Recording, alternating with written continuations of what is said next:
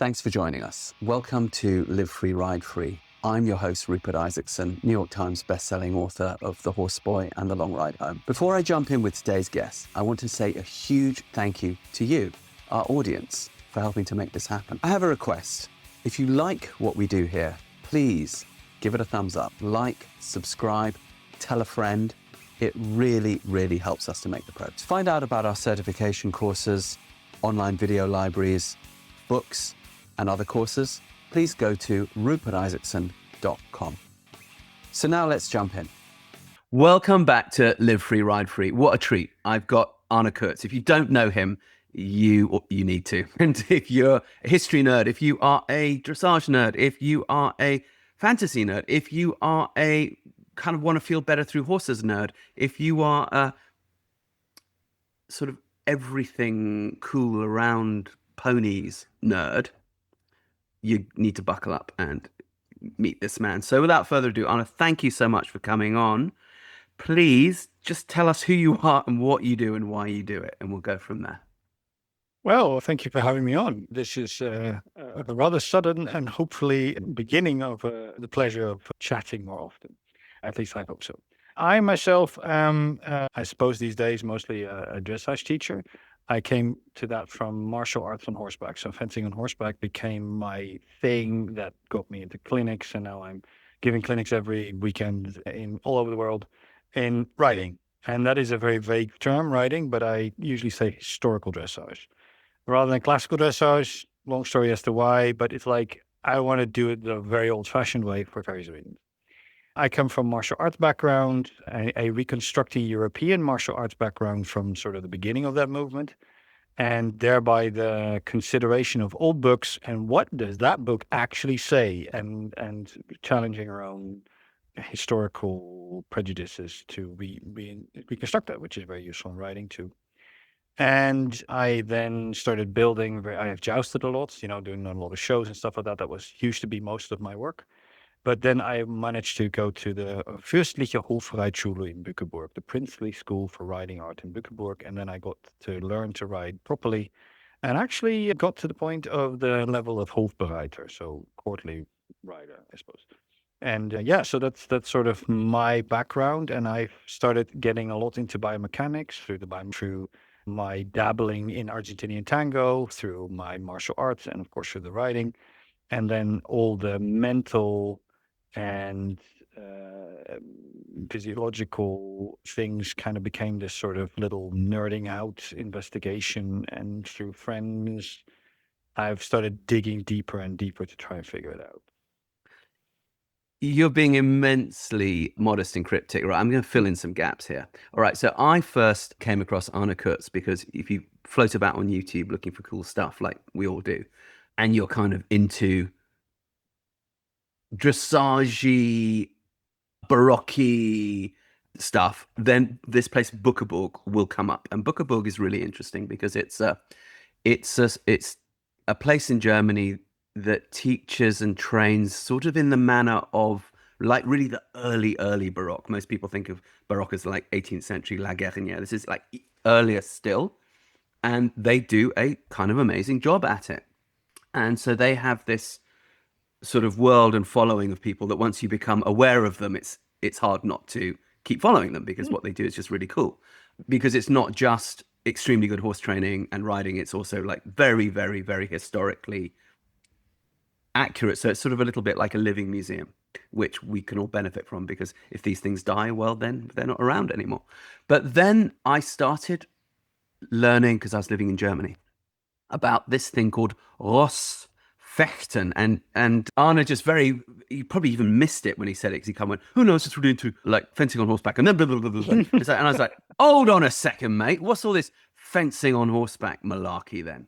Because we know that, well, those who are sort of in the know of the historical thing, know that the collection in the combat sense is there so that you can, a bit like a martial arts fighter or a boxer or a fencer or whatever, you can shift from foot to foot, have your center of gravity low, be in this sort of quantum state where your energy is almost in superposition anywhere. That's sort of what a piaffe is with a horse, or a terre à terre, these these sort of little land dolphin movements that are kind of in place and ready to go, and then boom, you can fire it out. There we go.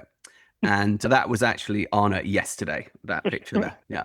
And if you can do that, well, then you can probably stay alive and thrive in, a medieval or Renaissance or Bronze Age battlefield, because this stuff goes back an awful long way. When I was living in Germany, I was wondering, is there anyone still out there kind of really doing that stuff? Because I've hung out a lot with the bullfighting community in Portugal. And in fact, I learned most of my craft with horses in the dressage sense down in Portugal. So although I'm not a bullfighter and I don't sanction bullfighting, you can't argue that the horsemanship is out of this world, because the bulls are not joking. When he comes out, he's very intelligent. And if you can't dance around that bull, and if your horse isn't like, yeah, about it, you're dead, like very fast. So I knew that, okay, that tradition had continued of combat on horseback. Was anyone really doing the real thing, not just jousting, not just running at each other in 2 dimensions, knocking each other off? Not that there isn't a lot of craft in that. There is. I know some jousters who would very quickly jump all over me if I say there's not, because we know that there is. However, we know that riding in 3 dimensions is tougher. And so then I came across, through, I think, a mutual friend of ours, a guy called Philip Wirtz, Dr. Philip Wirtz, who is an old school chum of my wife's, as it so happens, and then was the sort of historian, librarian, custodian up at Bückeburg that we just talked about, but also worked with us extensively where we lived in Edenhausen, because in Germany that's his hometown, and we still know each other well, and we nerd out on YouTube together sometimes. We make some videos. He said, you got to look at this guy, Arne Koets. He is the one doing it. And Rupert, we call it in German Ross, which means like steed, old-fashioned word for a horse. Fechten, fencing on horseback, not just slugging at each other with heavy cavalry swords as we go past each other, but actually having to circle each other and look for the inn and so on. So of course I immediately get online. I find that this guy Arne is the real deal. He's been through Bückeburg. He's got this kind of castle in Thuringen in central Germany where like hundreds of people show up and they learn these not just one, but they dive into the old Western martial arts on horseback, and they have a fabulous time. And I'm like, oh, I want some of that.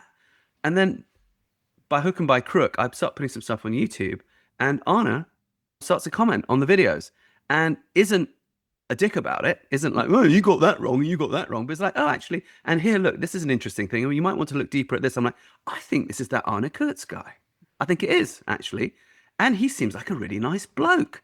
What a nice surprise, because as we all know, in the horse world, it isn't always so. And just because somebody has a lot of, knowledge doesn't necessarily mean they're someone who you might want to like hang out with in a pub. And it can be rather stressful. No, this guy's really amazing. And next thing you know, here we are. Okay, boom. Now, one of the things which I've noticed about you, and I want you to speak to this, Arne, you've created community. You've identified a sort of nerd niche, which is actually shared by hundreds of thousands of people, if not more. Any of us who were, sword and sorcery, fantasy, medieval nerds as teenagers listening to too much heavy metal and all that while riding horses, we're your fanboys and girls. But because my background with the whole classical thing came through autism and finding out that a collected horse, especially in the terre à terre, the canter in place, the sort of piaffe and canter, fills somebody who doesn't want to speak with a hormone called oxytocin, which feels blissful and happens to be the hormone of communication. So then they start communicating. It's happened with my son and then with many others. I have always known that this system that was designed to harm your fellow man can actually heal your fellow man. It's just a matter of how you want to approach it. So you, Arne, have taken that, I think, to the next level, because what you're doing is you're saying, yes, let's actually look at the process of harming our fellow man, but let's stop short of doing that. And now let's do that to effectively build love. And I'm going to take off my hat to you, because that takes a certain kind of warmth of soul, which we need more of. So, can you speak to that? A very interesting way of putting it all together. especially one of the things that I'm fond of saying in a sort of a dry, functional way is that if you lead a dance, like I said, I dabble with Argentinian tango. You're using a mechanism to communicate body-wise, to make a movement work, to get information, also to have my proprioception connected to my dance partner's proprioception, so I know where her feet are and I don't step on her toes. And you build up an effortless motion in her, in whoever you're dancing with, by the way, because in tango it's very traditional for men to dance with men, and so you build someone's balance, someone's carriage, someone's confidence, someone's awareness. And that, of course, also, as you are well aware, has all sorts of other effects within the system, human, in their state of mind, in their health in general. This same set of mechanisms is also used in wrestling to destroy someone's balance. And there is no boundary between those two things. It's just you can go to the positive and you can go to the negative within a scale of using all those complicated little biomechanical reactions to either build someone's balance or destroy someone's balance. And this makes you very aware that it's very easy to mean to do one thing and end up doing the other thing. And this is a kind of an important reason why we have so much discussion in writing, because everybody wants the best, but are they doing the best? Are they doing good enough? Are they actually having the duty of care towards their animal? And this has a lot to do with that you might use techniques that you don't realize are wrestling, because you're supposed to put the horse's head in position A51B. And yet you don't realize that you're using the wrestling version rather than the dancing version. What I think is really interesting about this building of a community and things like that, a thing that is very big in martial arts is also the control of yourself, you don't want to become aggressive. You want to apply your techniques. But you don't want to be aggressive necessarily. You want to be polite. A polite fighter is a more successful fighter. And that doesn't mean you go soft. It means you have a control over the situation and a control over yourself, which allows you to apply force when appropriate and to withdraw force when it's inappropriate. And then you allow yourself to build this community in martial arts. In martial arts, you do a lot of things about being able to deal with your psyche and to create a safe space to do this stuff, really, frankly, if you want to call it that simply. But also when we're doing mounted fencing, we have a partner and we have an opponent. So I need to dance with my horse in the exact same time that I need to fight with my opponent who is dancing with their horse. If I fight too effectively or in certain ways effectively with my opponent, I make their dance with their horse worse. This is bad for two reasons. First of all, it's tactically bad for me. I don't win. But also, I don't want to do that to that animal. And the other thing is that you start learning to read. So sometimes my opponents might be thinking something, and if they're experienced, they won't let me know about it. They won't show me what their plan is with their weapon. But their horse will feel what their plan is, and their horse might tell my horse, which means I get to feel what he's thinking. And it's if you get into that state, and this sounds far more unobtainable than it really is, it's really not that hard to get that kind of connection between multiple living beings in a space. That connection is kind of there whether you like it or not, and you better just tune into it and listen to it because it's useful. And then you can get into this point where the difference between destruction and creation kind of just disappears. And this is a beautiful thing to be able to do. If you've been through harder things in life, maybe you get to this point where everything is terrible, and at some point you just break through that and it doesn't matter anymore, and you carry on for positive. Keep calm and carry on, and onwards and upwards. And you find that space and you can build from there, no matter how hard things are. And I think this is one of these things that has a lot to do with how I like to approach building communities. There's a lot of things that you need to bear in mind. You're always on parade, as I tend to say. So when there's 100 people watching you sword fight, you might do a certain move and you kind of go, this person over there is watching this. And when they do this, they might I'll do this move this way so they know what to do next time. And when you can really move the whole community to build each other up, like you were talking about how the conversation can be so negative and so toxic in the riding world. Can we make a constructive conversation happen? Can we make a constructive community happen that maybe goes together with other constructive communities? Can we kind of build something that, as Christine would say, you decide to make something positive? And I think I also want to honor my teachers in that sense, that I want to bring the good riding into the world, as they say in Bückeburg. And this is inherent to good fencing. So if you want to fence at a serious level, on horseback in particular, you have to be able to ride in a level of softness, yet a level of performance that is something that a lot of people don't even realize is possible. And it is far more obtainable for even grassroots people than people think. Absolutely, it is. Yeah. I don't mean to interrupt you. I'm just agreeing. Go ahead. Finish the thought. Well, I think I would like to start with a little anecdote. Recently, I started two new guys that are completely new to riding. They came from a sword fighting background. They came to my house. They're living here for a few years. And I have this one old stallion, which is a Regeneo stallion. Like you were talking about the bullfighting. It used to be a bullfighter. And I obtained him from Wolfgang Kirchgarten, actually. And he has been with me for 15 years now, this horse. And he's 27. He's still hot as anything, but he's a 27-year-old Lusitano. And I was giving this guy his first ever riding lesson. He had to ask me what the front side of the saddle was. He is that unfamiliar with horses, which is this lovely experiment. And I put him on a horse and made the horse in hand do side movements and asked him to name which side movement he was sitting on.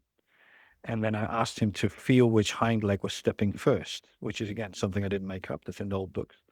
And then I made him sit piaffe. He didn't have a clue why that was interesting, because he doesn't know anything. And I made him sit a terre-à-terre on his first riding lesson.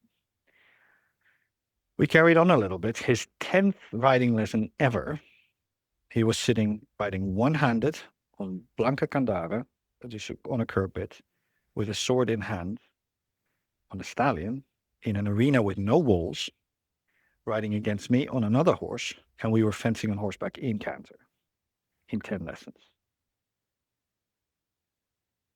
Okay. So and I know that in the old masters books, the good ones, there is a constant refrain that says, take your beginner rider on the first day, put them on your best horse in the piaffe. Usually they say the piaffe, sometimes the terre-à-terre, sometimes they say one of the school jumps. Yeah. But they always start with the piaffe. And let that human feel how it should feel, and then gradually over time bring them up to the level of that horse, which of course is completely rational. It requires two things. It requires a mentor monkey, you or me, who knows how to produce that horse. And then it requires that mentor, more importantly, that mentor pony that can do it. And when I was doing my deep dive into all of this, read those statements and went, okay, well, if there's a real consensus here across centuries of these old dead dudes saying we got to do this stuff. So, okay, I'm going to do it. So let me first see if I can train the horse to do this. And then let's see if I can get him safe enough and dependable enough and affable enough. That's also that sort of affability, that friendliness in the horse to say, I'll give you some fire, but don't worry, I'll look after you at the same time. And I found it to be completely true. I was then, so rather like you, with these horses, you can bring people to what feels to be quite a high level quite soon. However, of course, if they were not mounted on that horse, that schoolmaster horse, well, then, of course, the learning curve is longer. And then what one has to say to that person is, okay, look, it's great. This horse now you can sort of operate because he's also cooperating with you. Now let's look at what we do when we don't have a horse like this. And this will be a longer road, my friend. Are you down? And sometimes people say, well, actually, no, I just want to enjoy this fun experience. And other people say, yes, I want to do the deep dive. And then you say, well, that's going to be, 20 years because it's 20 years for everyone. But don't worry, it's a fun 20 years. So let's go, And so I absolutely agree with you that you can bring people with a horse like this if they are trainable, teachable, and receptive and open and curious quite far, quite fast. Of course, it is also you are there and you have created this environment, including the horse that is part of this environment, and so on. And of course, it's not that often that you find this anymore. I once had a chap from the FN in Germany, the Federation Nationale, who are effectively the FEI in Germany. For those people listening who don't know, it's like the equivalent of the US Equestrian Federation or the British Horse Society, but the German version. And he was giving a clinic at our place in Texas when we were living there. And he was, drilling us all in that form of dressage. And of course, we were all more or less failing because that's what you do. And then I had to run off and teach a lesson. And he saw me teach this lady again who didn't know much. She's just beginning on one of my Lusitanos, starting in Piaffe. And he said, "Where'd you learn that?" And I said, "Well, in Portugal, because with the bullfighting riders, they need to get them to a functional level really fast. So we found this works for us." And he said, "Well, that's the old way. No one does that anymore." And I said, "Yeah, I know, it's weird." And I said, "Why don't we do that at the FN? Why doesn't the FN say to do that?" He said, "Well, it's not really in the books anymore." I said, "But the FN follows Steinbrecht, right? Gustav Steinbrecht." And he said, "Well, yes, absolutely. Yeah, I know exactly." And I said, "Well, what does Gustav Steinbrecht say on page 3? And he says, "Straight on your horse and ride him forward." I said, "No, he actually says that on page 5. On page 3, he says, put your beginner rider on your horse in Piaffe and, do what we're doing, what you just said to do." Why aren't we doing that, Mr. FN dude? Because, you're a decision maker. You're a policy maker. You could be helping to create these schoolmaster horses in these riding clubs all over Germany to help people. Why does this not exist? So I'm going to throw that question over to you. I think a lot of people probably have their thoughts about why that doesn't exist. But why, Arne, do you have to luck into finding somebody like you, finding somebody like me, finding someone like our teachers? Why is it not universal? Well, because there's a limit to how many people that horse can really help. So, for instance, like I say, my 27-year-old, well, he's 27, so I need to start looking after him a little bit. And he can only do so many in a year. So that is very few students. So Indeed. so if you have like 100 people, of which only 10 are serious, and you have like just some random child that just wants to play a little bit with horses, I mean, that's valid. Don't get me wrong, but it means that are you going to invest one of those slots that you have with that animal into somebody that you don't know yet to be serious? So, I mean, that is one thing in the modern recreational world. If you run a riding school and you need to pay the bills, how much would they have to pay per lesson and who is going to do that? And that is just, you can make the math, that horse eats and it needs a stable and stuff, and it just costs money. And it's money that people are not used to paying, and you'll be undercut by a simpler system. So that's one thing. And this also goes into, if you think of Heeresdienstvorschrift 1912, this whole sort of military riding in groups that became very, very institutionalized in the 19th century. And then onwards into the 20th century, we have this sort of Abteilungsreiten. So to ride in a group, it's 13 girls on Shetland ponies in the arena trying to know. Canter round to the rear of the ride. Yeah. Yes. And this is a way of making a lot of people make hours in the saddle. And this has to do with a tradition. So if you go to Portugal and Spain, there's plenty of people in Portugal who could never, ever ride because they just don't have the money. It is a select few that ride compared to, say, the Netherlands, where very many people get to ride a bit. Yet the level that is, as an average, available in terms of performance of exercises is very, very distinct between these two countries.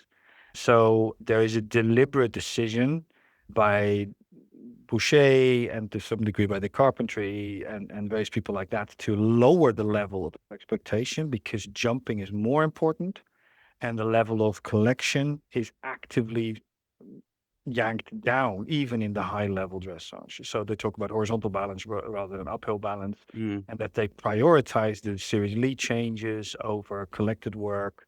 And they explicitly say this. The carpentry says this in 1908. So we start making a system that is easy to obtain. And so it's easier to teach. It is basic. And you see, I do this because it's a basis of something else. Right. And this is the issue, is that are you making a foundation for a skyscraper or are you making a foundation for a shed? Those are not the same foundations. And the thing is that because we assume that people are not going to get there, we teach them things that are inherently going to go against the high level stuff. I think that's where you put your finger on it, honestly. We have this assumption that they're not going to get there. So So this why is bother? Yeah, and I think one thing that you said a little bit before is such a huge deal in the old Italian masters, this concept of unificare, to unify the horse up into the saddle. This is the exact opposite, if you hear it at first value, as sit deep, even though they're both supposed to touch the same thing. Create a connection with your seat to your horse. But do you drive your seat bone down into the horse, or does the horse get invited to come into an embrace of your upper legs, your seat, into the saddle and unify with you? And this is where people will say, like, oh, after 15 years, you might have 3 seconds where you're truly together with your horse, if you're lucky.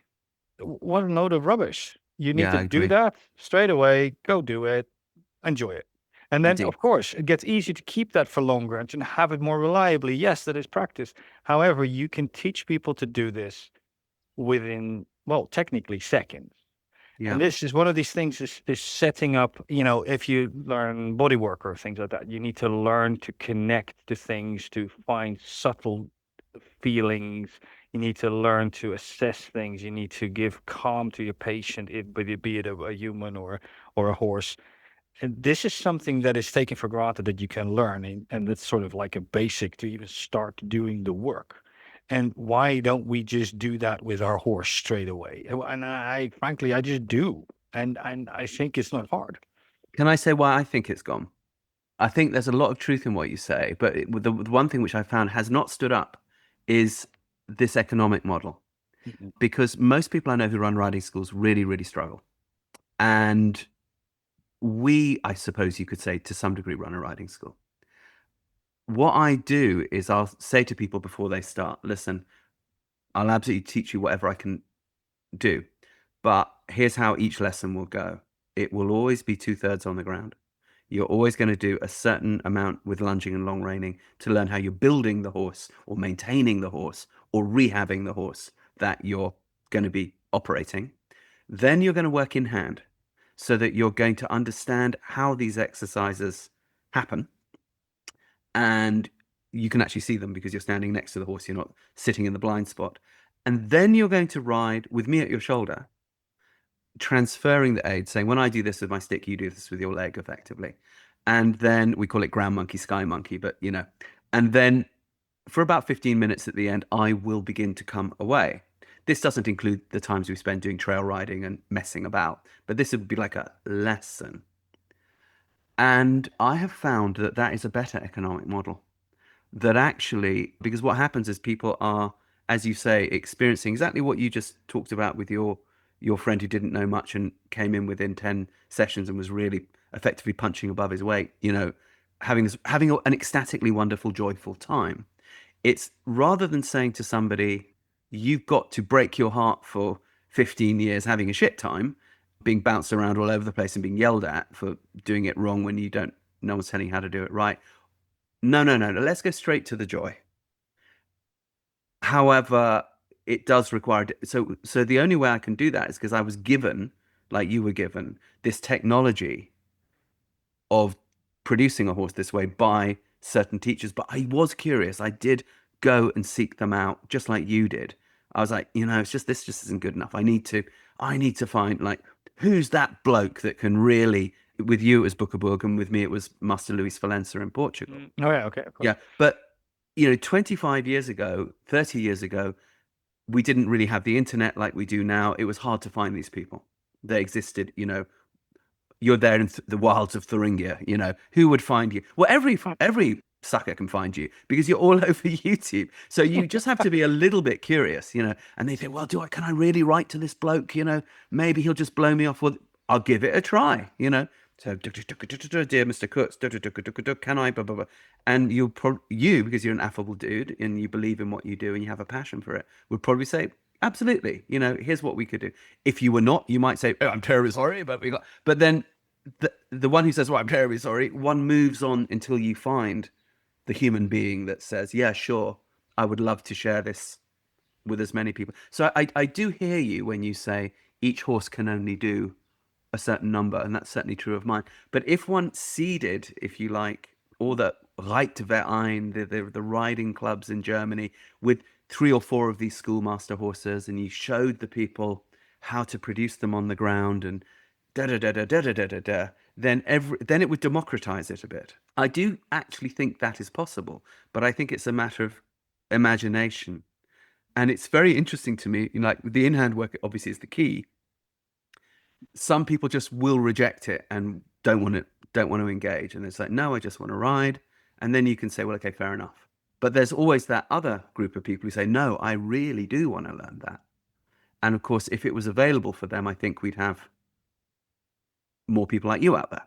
Do you think that with the kind of resource you put out there, and you were talking about the Bückeburg people saying, we want this good riding to come into the world and stay in the world, you have a mission, I suppose I do to some degree too, to kind of propagate this culture into the next generations, to not have it die. So we can't just say, sorry, this has to be for an exclusive few, because then it probably will die. So you have built a very successful community. There are thousands of people who engage with what you do, and probably some hundreds of people who come and engage directly with what you do, like in your house, at your place.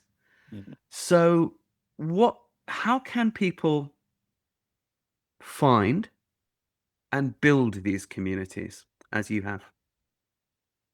I think there's some technical parts that come into this. I think what you're really touching on there is the the road of suffering of learning to ride in a normal fashion.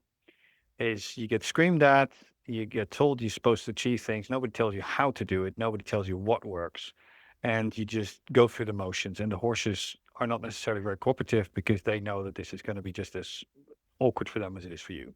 And that's sort of the regular riding school environment. And part of that has to do with a lack of understanding due to, I think, to a very large degree, to the very confused definitions. So in theory, the theory part of writing has been so confused by shifting definitions that people that are not in the know can't understand what anybody's saying. So you might as well stop talking, which is why they do. If you say, oh, you need to ride the horse forward into the contact. Well, if you Yeah. don't tell people what contact is, how are they Mm, supposed to understand what that is meaning, let alone what mm, forward is supposed to mean in that particular context as opposed to mm, other types of forward? Does it mean vom Fleck? Does it mean that it is willing to accelerate? Does it mean specifically pushing from the hind leg?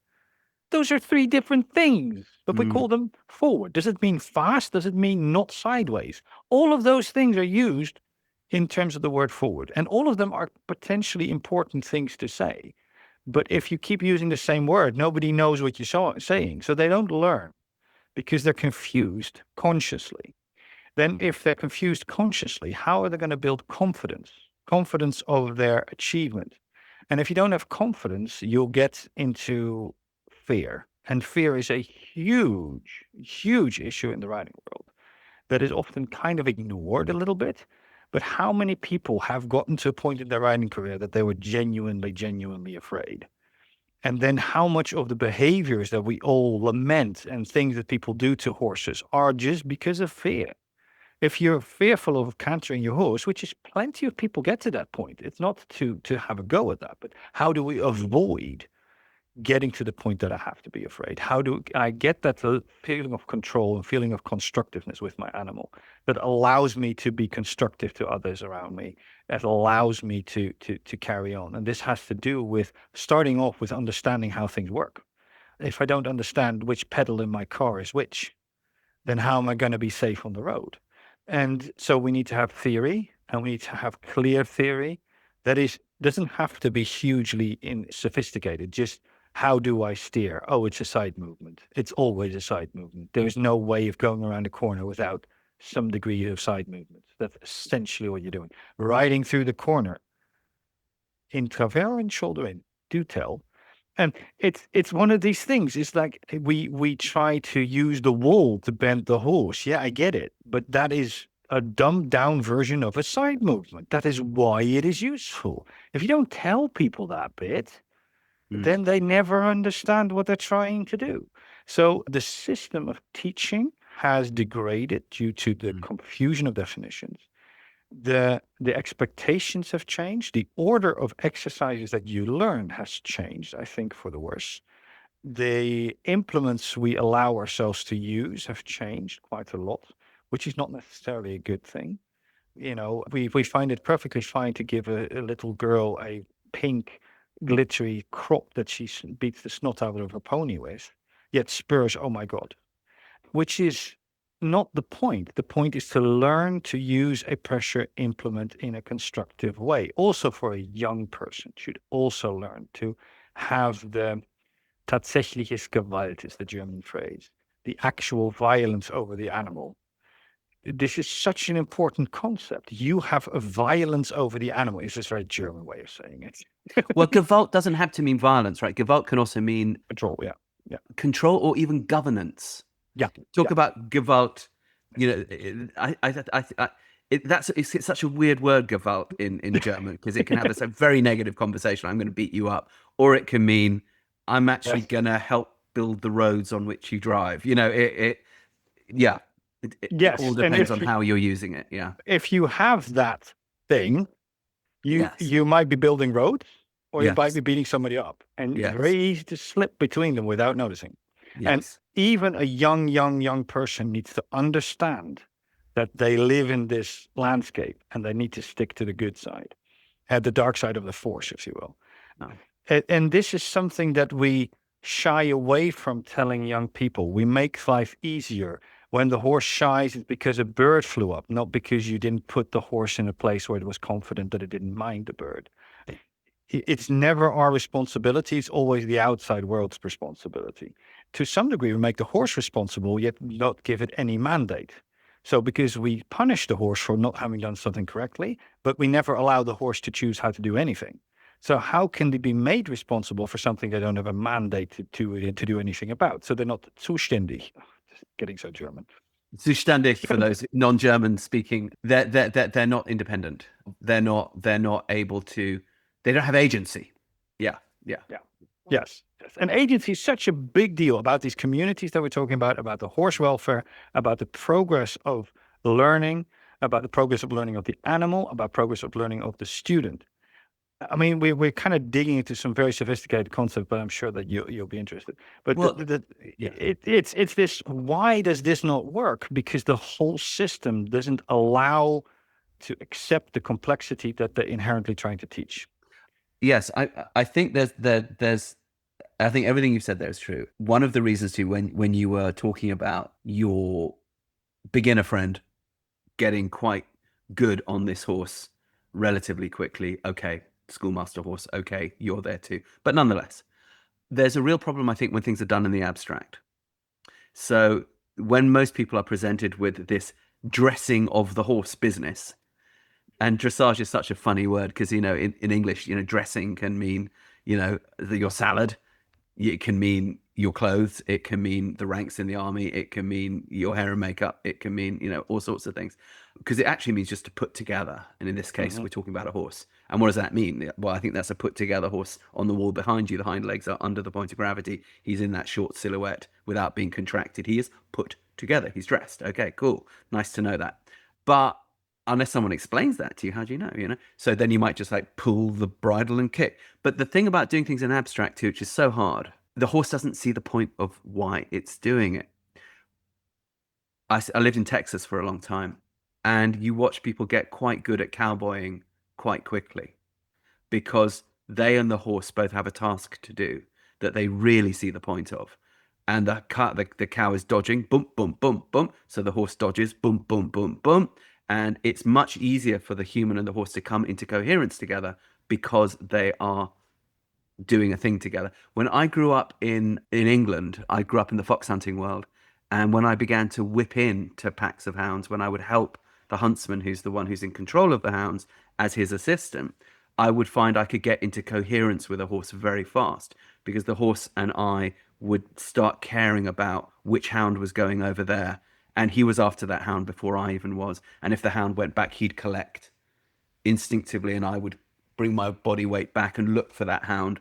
And so therefore I got to ride in a more dressed way than if I was just in the field going behind with the task of jumping the fence. But the thing about jumping, which is why jumping, I think, became so universal, was because that's also a task. It really makes sense to a horse. Look, there's that thing. I'm going to go to the other side of it. And it's kind of fun if I happen to be a horse that enjoys it. So yeah, let me do that. Let me go for the cow. Let me look after these hounds. I want to do a job. And if I do this job, not abstract figures that I don't really know what this monkey wants from me. So, so your horse, your schoolmaster horse with that chap on board, making the combat patterns with you, the horse sees the absolute point of that. The bloke sees the absolute point of that. Together you get coherence relatively fast. I feel that if we were given more, and that's why I think working equitation has come in so big, and it should, because it gives people and ponies, monkeys and ponies, these coherent tasks to do. I will pick up this thing, move it over here, then I'm going to go around these barrels, I'm going to go, then I'm going to ring that bell, then I'm going to back out from ringing that bell and go over that bridge. And the horse is like, that makes sense. Yeah, of course I'm going to kind of collect a little bit at the top of that bridge because I kind of don't want to slip. Yeah, okay. And yeah, I learned to back around the thing from the bell because that's kind of where the poles are. And I kind of, so I do feel that in dressage one sees this kind of monkeys and ponies being kind of lost because it's abstract right away rather than starting with, say, livestock work or fighting and then saying, hey, we could turn this into a sort of a formal dance if we wanted to. And then we could do a manège balletic version of this. But by then the horse and the rider understand it. As you know, if you followed any of my work, I'm an autism dad. And we have a whole career before this podcast in helping people with neurodivergence, either who are professionals in the field. Are you a therapist? Are you a caregiver? Are you a parent? Or are you somebody with neurodivergence? When my son, Rowan, was diagnosed with autism in 2004, I really didn't know what to do. So I reached out for mentorship, and I found it through an amazing adult autistic woman who's very famous, Dr. Temple Grandin. And she told me what to do. And it's been working so amazingly for the last 20 years that not only is my son basically independent, but we've helped countless thousands of others reach the same goal, working in schools, working at home, working in therapy settings. If you would like to learn this cutting-edge neuroscience-backed approach, it's called Movement Method. You can learn it online. You can learn it very, very simply. It's almost laughably simple. The important thing is to begin. Let yourself be mentored as I was by Dr. Grandin and see what results can follow. Go to this website, newtrailslearning.com. Sign up as a gold member. Take the online movement method course. It's in 40 countries. Let us know how it goes for you. We really want to know. We really want to help people like me, people like you out there live their best life, to live free, ride free, see what happens.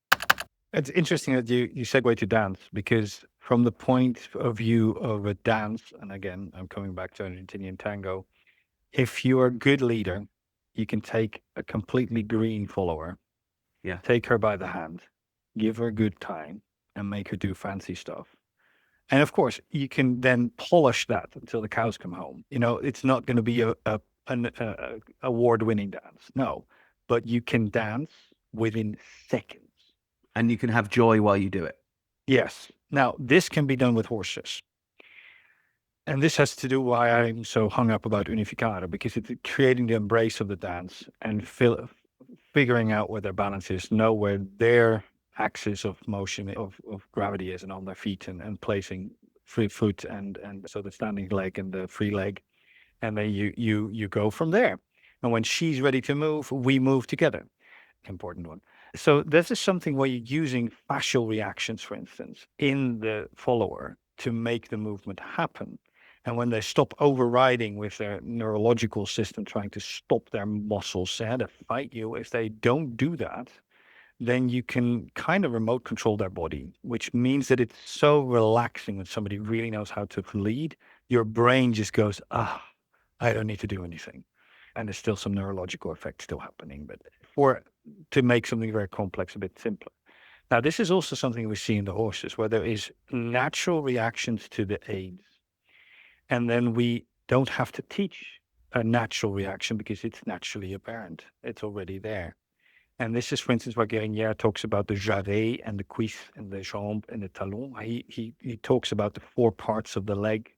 Translate those for those who don't speak French. So the talon is like the talon, is like your heel, I Your suppose. heel. Yeah. And then the jambe is your calf. That's the one we all know about. The cuisse is also the name of the armor on your upper leg. That is your thighs, your upper leg. And then the jarret, well, if you buy that in a restaurant in France or Luxembourg or something, you get the bone with a piece of ham around it. So it's the very top of your thigh. And I'm always tempted to think that that's where the word jarratel comes from, a garter, because it sits around that part of your leg. And so he talks about a twisting motion of the muscles around the top of the femur to send the horse forward. So if you say to somebody, bend the horse around your inside leg, they would tend to think of calf. Now, he distinguishes between the cuisse, bending the leg, and the jarret, sending the horse forward, and then the calves and the spurs and the talon used very sparingly. And Baron van Eisenberg says this, and there's a few more. And the thing is that when you start learning about these different parts of your leg, the reactions of the horse become far more natural. So the horse doesn't have to distinguish that there's one push of your calf meant one thing, and the other push of your calf meant something completely different. Does it mean go? Does it mean bend? Does it mean stop? Does it mean collect? Does it mean, what does it mean? And by using different parts of your body, it becomes far more obvious and natural for the horse to immediately react. Now, this helps to know, and you can teach people to do this by means of exercises that are first mentioned in the fighting manuscripts. The fighting manuscripts, to some degree, are a little bit older than the writing manuscripts because they go into the 14th and 15th centuries. Whereas, of course, there's Don Duarte and, of course, there's Xenophon, but they're kind of a few. And then the real treatises of writing start sort of with Grisone. And the thing is that that's 16th century. Yeah. That's 16th century. So 100 years before, we have exercises how to hold your lance so your body will react, which then in turn makes your horse react. And these are very simple. Put lance over shoulder, look over there, go. Works a treat. And then, of course, the horse sees the stick and starts going, oh, every time you could put that stick over there, we're going over there. It's like pointing. And the horse goes, okay. And then they start filling in the gaps as well, which is leading into what you said. So they see the purpose. So you want to not contradict that purpose, that understanding of the environment, of understanding the behavioral idea. I need to do this thing because there's a pole on the floor or there's a bell there. That is an understanding of behavior. And then there's a biomechanical reaction like reflexes and so forth. They should talk the same language. And if they are not contradicting each other, progress is rather fast. Almost you get to the point where you need to slow it down a little bit because the progress is so fast. And then you kind of go, easy boy. And this has to do with body reactions, how to teach things, learning to see how this particular student needs to hear things. Because that's different from person to person. Are you a native German speaker? Are you a native English speaker? That means your sentence structure is different. The way you connect facts and understandings is just differently structured in your head. And different cultures. How long do you look somebody in the eye is different from country to country. And there's all these things that as a teacher, you can tweak to put somebody in their optimal position to learn. And this, again, you can try to explain this. This gets very complicated. But if you're aware that you need to find the sweet spot for that person, you don't need to know all the details. You just need to find that sweet spot. How do I make them feel confident and understanding and concentrated and safe, I suppose, if you want to call it that, and make it confident. That's same with the horse. Where do I put this particular animal? It's all the same variables that I need to adjust at any horse, but this particular one has their setting where they're best. And I put them in their happy place, and then we carry on from there. the happy place. It is why we all got into horses. None of us looked at a horse when we were a kid and went, well, that sucks. I don't want anything to do with that. We looked at a horse and went, that looks amazing. First, we responded to their beauty, and then we responded to the idea, I think, that they carry us and make us superhuman and have a dreamlike quality, and life is just in every way better on and around them. And then at a certain point, we begin this suffering process and find that the very thing that we had identified as the root of happiness is now a cage, admittedly created by other monkeys, of suffering. And I think that that is the universal experience of most people on their equestrian career, if they don't happen to luck into some very, very functional tribe. So I think you are in the business of, and I think I'm largely in the business too, often of taking people who have had this experience or are having this experience and saying, let's just go back to where we wanted to begin with this, that child looking for that joy, and let's assume that that joy is our birthright. And let's assume that the horse wants that joy too. How can we find it? What are the mechanisms? Now, we're fortunate that jolly clever dead dudes wrote it down for us, but the following of that language is tricky. And they were also aristocrats writing for each other. So there's a lot of preparation done by armies of grooms that is not talked about, so that when particularly people like you talked about Baron de Eisenberg, he tells you how to do something, he's like, yeah, great, if the horse is already prepared by your underlings, then fantastic, then that's probably going to happen. But if not, you have to be your own underlings. And that's of course where we are in this more democratic age. So it's very hard to filter that information. I think you're in a unique position of really having done that deep dive.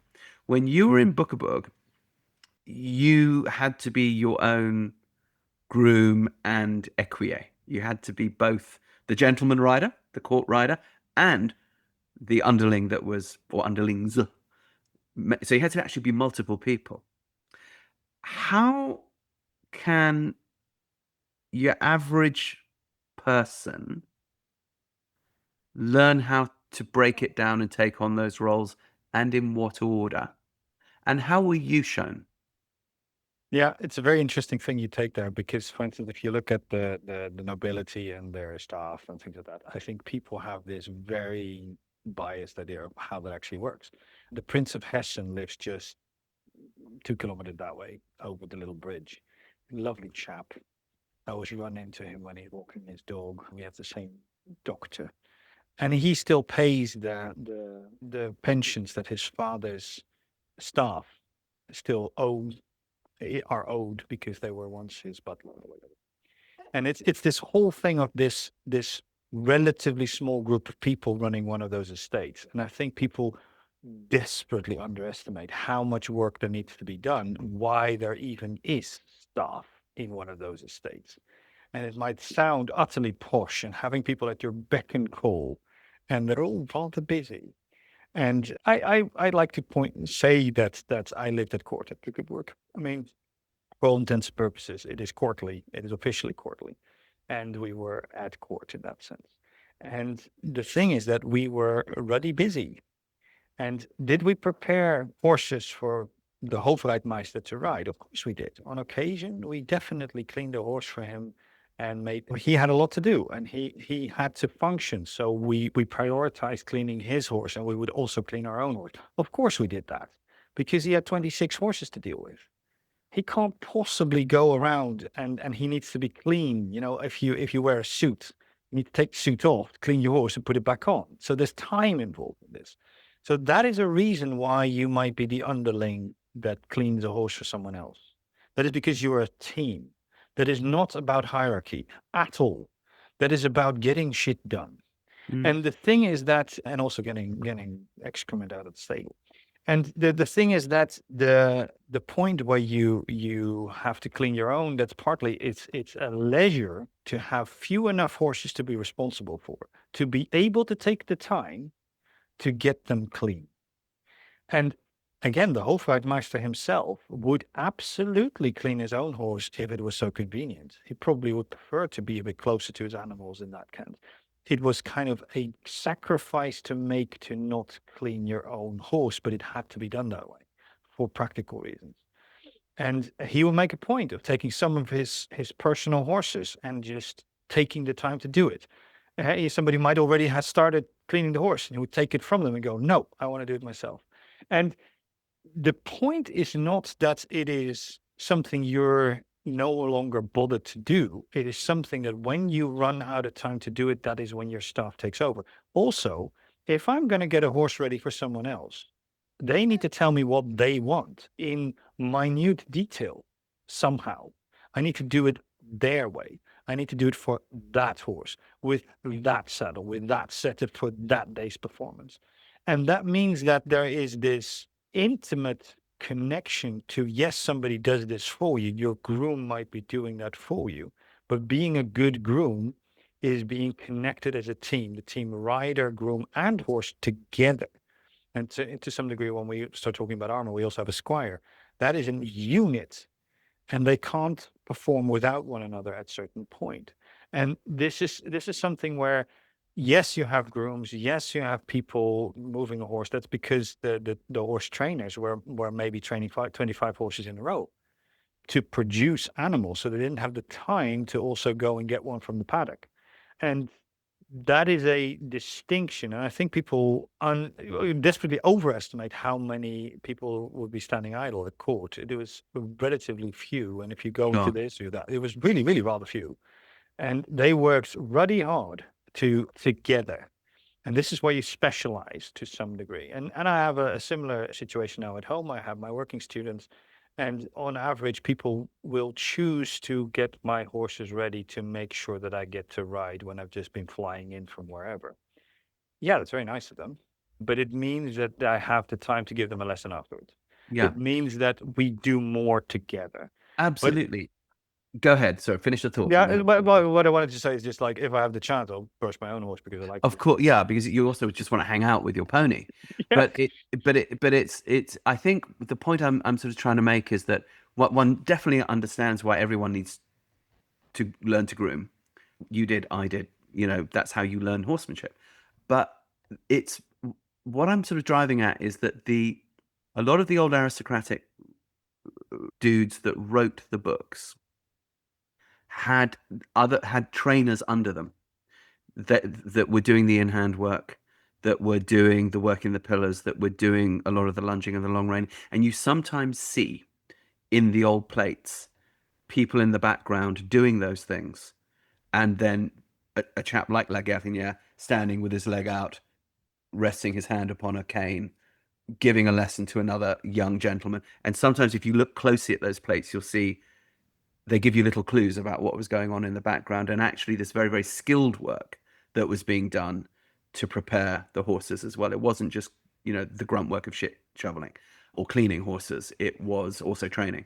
And I think that is what is often not understood, and that's the gap that we all have to fill. We have to learn to be the people that prepare the horse on the ground.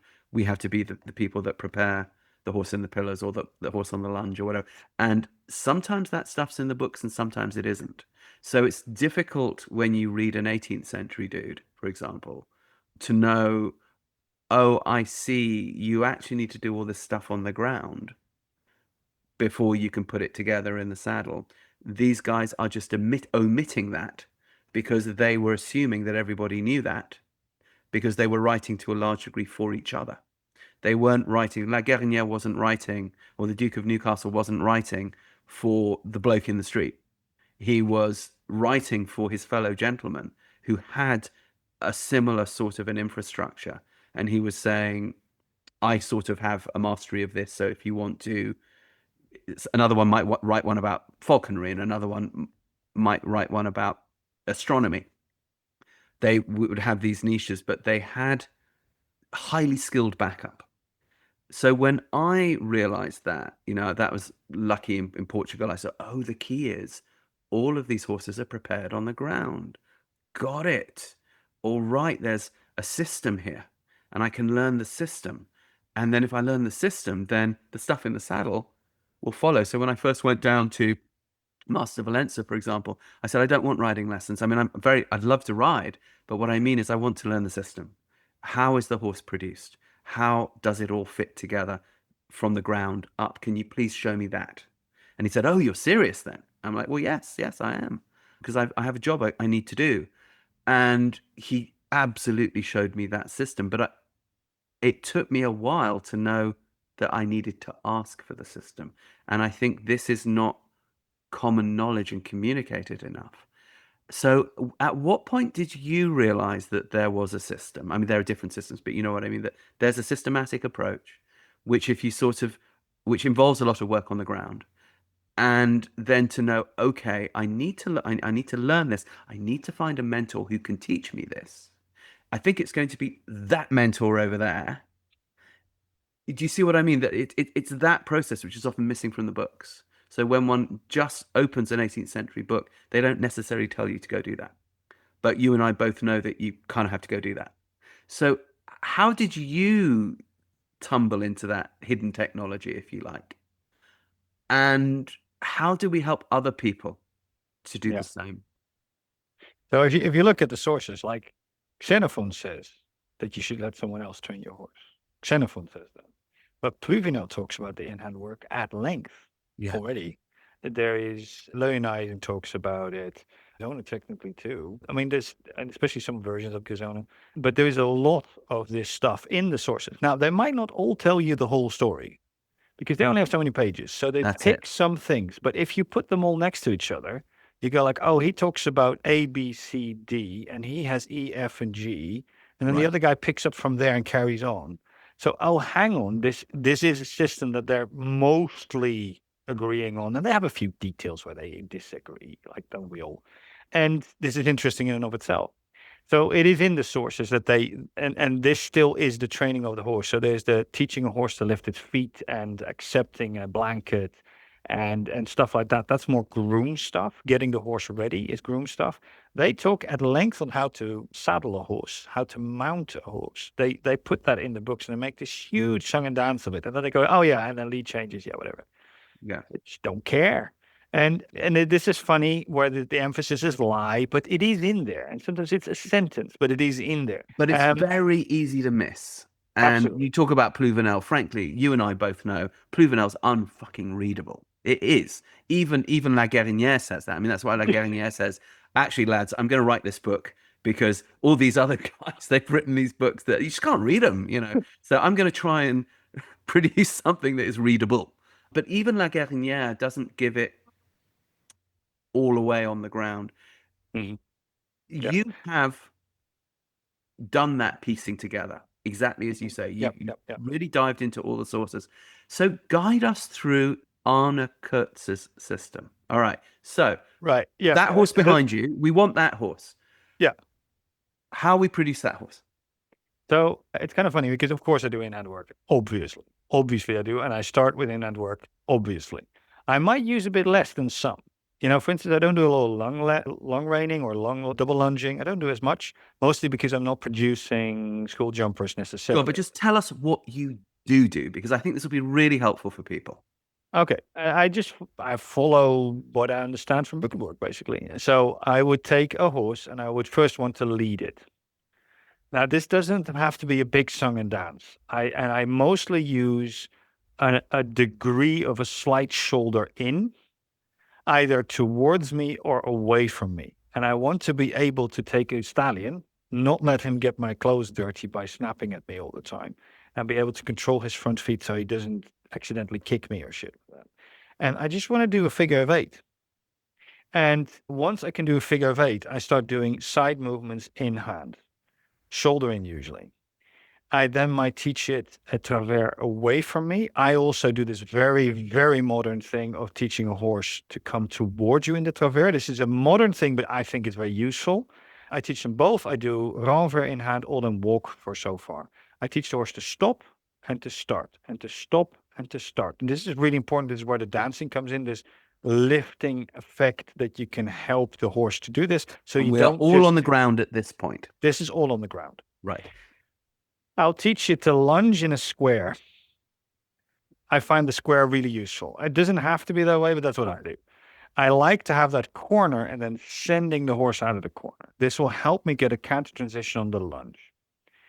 I like to have a counter transition on the lunge. So when I actually teach the horse to have a rider, that I have that option. There's a few ways of going about that. That's one I usually default to.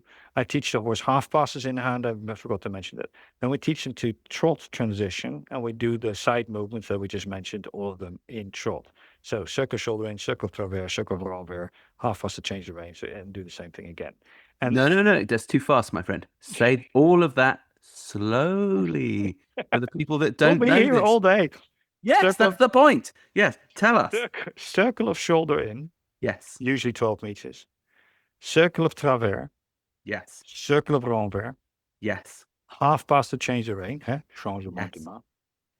Then do the same thing on the other side. Circle of shoulder in and walk. Circle of travers and walk. Circle of renvers and walk. Half pass to change the rein. Very good. Then we usually would halt for a moment, back up just a few strides, halt again. You might take this point if it's still Are young you or at the overwhelmed. shoulder walking parallel at this point? Are you at the head walking backwards? Or will this vary from horse to horse? Both are possible. I much prefer to be at the shoulder because I work with stallions a lot. So I don't want to be in kicking range in case he's difficult.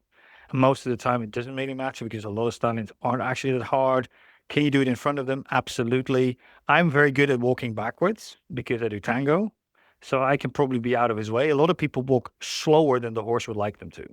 And then you're very restricting by just being in their way. Some horses get claustrophobic, yeah. Yeah, I mean, it has pros and cons. Right. But It's an option. you would see what the horse liked and you have your own preference, which happens to be the parallel position at the shoulder. Okay. And also that's what I've practiced most. So thereby I'm just better at it. So because I'm better at it, that makes it the better option, right? Got it. Yeah, you're more comfortable there. Yeah, it's just You it's make the horse a more comfortable. taste choice. I'm on the shoulder. So I've done this in So now walk, I've done it in trot. And then we've done a bit of backing up. So you're going to then you're going to do the same patterns in a gentle trot. Yeah. That you've done. So there's these same lateral patterns in the curves, circles or curves. You're going to do them in the walk, then you're going to do them in the trot with the stops and the backups. Yeah. Okay. Now what? So once I've done that, if the horse shows a propensity for piaffe, I might actually ask for piaffe. This is provided the horse is old enough, but I want the horse to be old enough to work with to begin with. So it's kind of one of these things. And what is old enough? We always used to say 5. 5 is a point where they can start working. People always talk about the growth plates, and it's not that is not significant, but it's not the whole story. So much of it is mental maturity. Absolutely. And whether or not they're carrying weight while they're doing it. So what one teaches in hands, they don't have to carry a monkey. Yeah. Yeah, exactly. Yeah. So, and how long does it take? How much weight do you do? How much do you force them? If the horse can say no, this helps a lot. Yeah. To reduce the strain on the body. So, but usually 5 is a good rule. It's very much a rule of thumb, but it's a good rule of thumb. So we've done that. I might do a few steps of piaffe in hand if it comes up. If the horse offers it, I will reward it.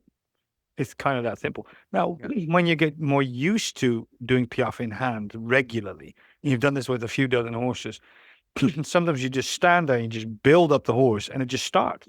And you kind of go, what did I do?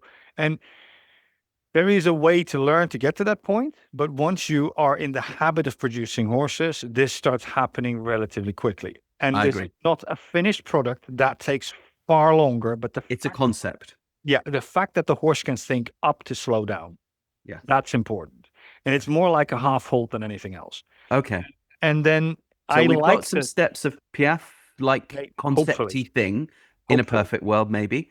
Yeah. And we've come out of these lovely in-hand lateral patterns, which have put together the horse's hind legs under the point of gravity, and they've done all these lovely things. Now what? I would start getting the horse used to equipment, like the saddle and things like that, and see how they do. When you've taught the horse to get in an outline, the chances of them accepting a saddle that hopefully fits, by the way, is going to be far, far higher that they just go, okay, sure, rather than when they're hollow. So the in-hand work will already teach them to raise. So I deliberately do in my in-hand work things where I'm actively teaching the horse to use its shoulder sling and things like that. This makes a saddle more comfortable. It makes the rider more comfortable. What we done, I like to do this with multiple people. I like to start mounting the horse. So you get the whole stepping next to the mounting block, getting on the horse, and you go through a few stages in that. And this is very regular stuff. I try not to chase the horse when it needs to get used to something, when something might scare it, like the flapping of stirrups or something. I want movement, but I do not want to chase the horse. I want to guide and lead the horse. And this is mentally drastically different, even though the movement in and of itself can be a good thing. And so once we're once I mount the horse the first time, I choose to get on the horse the first time. I usually have somebody still on the ground, maybe with a cap's helm. I then, before the horse moves, do what Leonisen says, is to tell your servant to take the withers and rock them from side to side. Ooh, this is good. It's super important. It's so simple. Why is this important?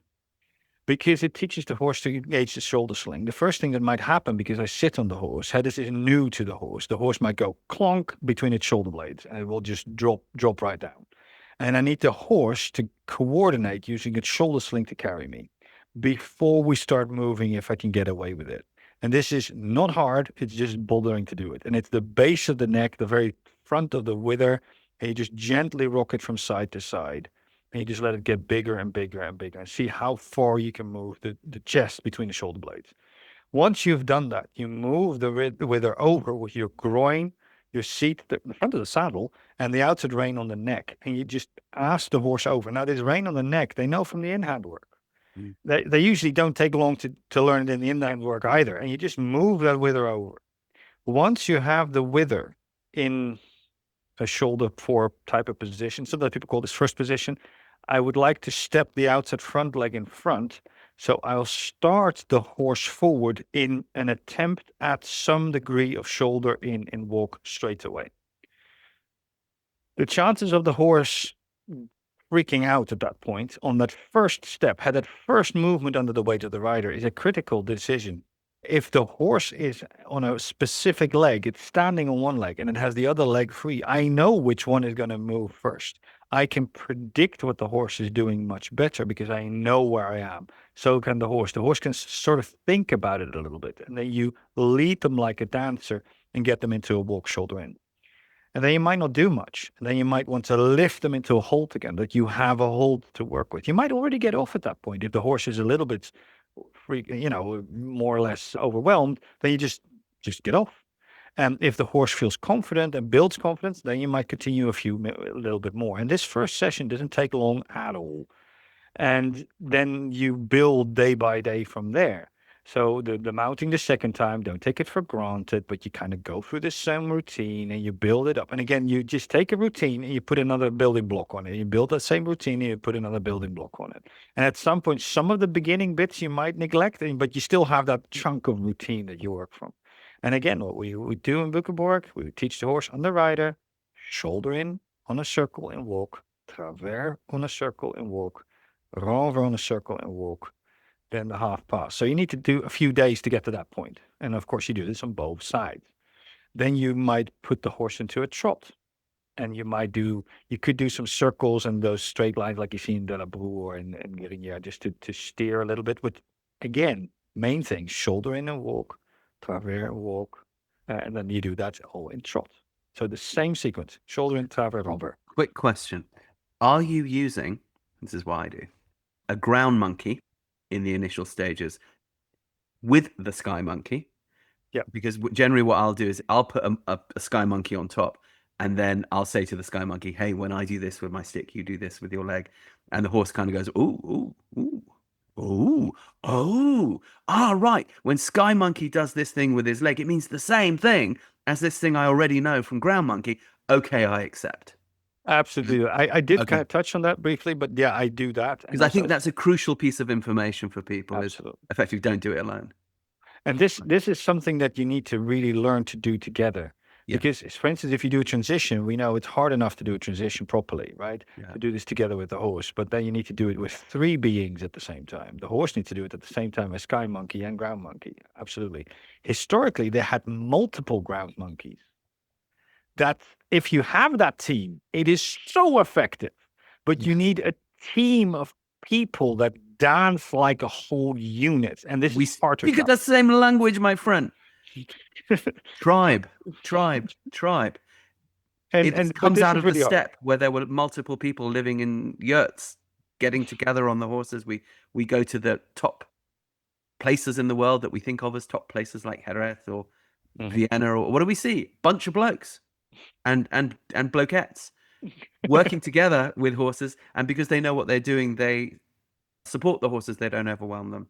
But as you say, it's much more effective and safer and to collaborate like this. But you do need a mentor monkey such as yourself to direct the other monkeys. Without that, it's tricky. One of the other things that I think is really important is that I too, as early as I possibly can, is put the horse in an arena with another ridden horse that is an uncle horse, as we tend to call it. So you want to try to put the horse in a social environment as much as possible, as much as reasonable. And this has to do with how many riders do you have available? How many in-hand workers do you have available? If my current working student is great at in-hand work, I might ride the horse first. Be the sky monkey first, so to speak. If they are great riders, but perhaps not as established in in-hand work, then I will do the in-hand work. I'll fill the gap that it most needs filling, right? Because, or if somebody's just less confident, on a young horse, that takes him pulling yourself together. It is dangerous to some degree. So that is one of these things that you need to also choose which role who does on that particular animal, what is optimal. And then, of course, you get your first canter. I'd like to do walk pirouettes before I do canter. I like to do this thing, Wolfgang's standard. Walk pirouette, renvers pirouette, walk pirouette, canter. So that it actually comes from the hind leg from the get-go, not this rolling into canter rubbish. Right, not falling off balance into canter. Yeah, exactly, because that's what most people think they're supposed to do. Yeah, and the people don't realize that even pretty canters can actually still be that.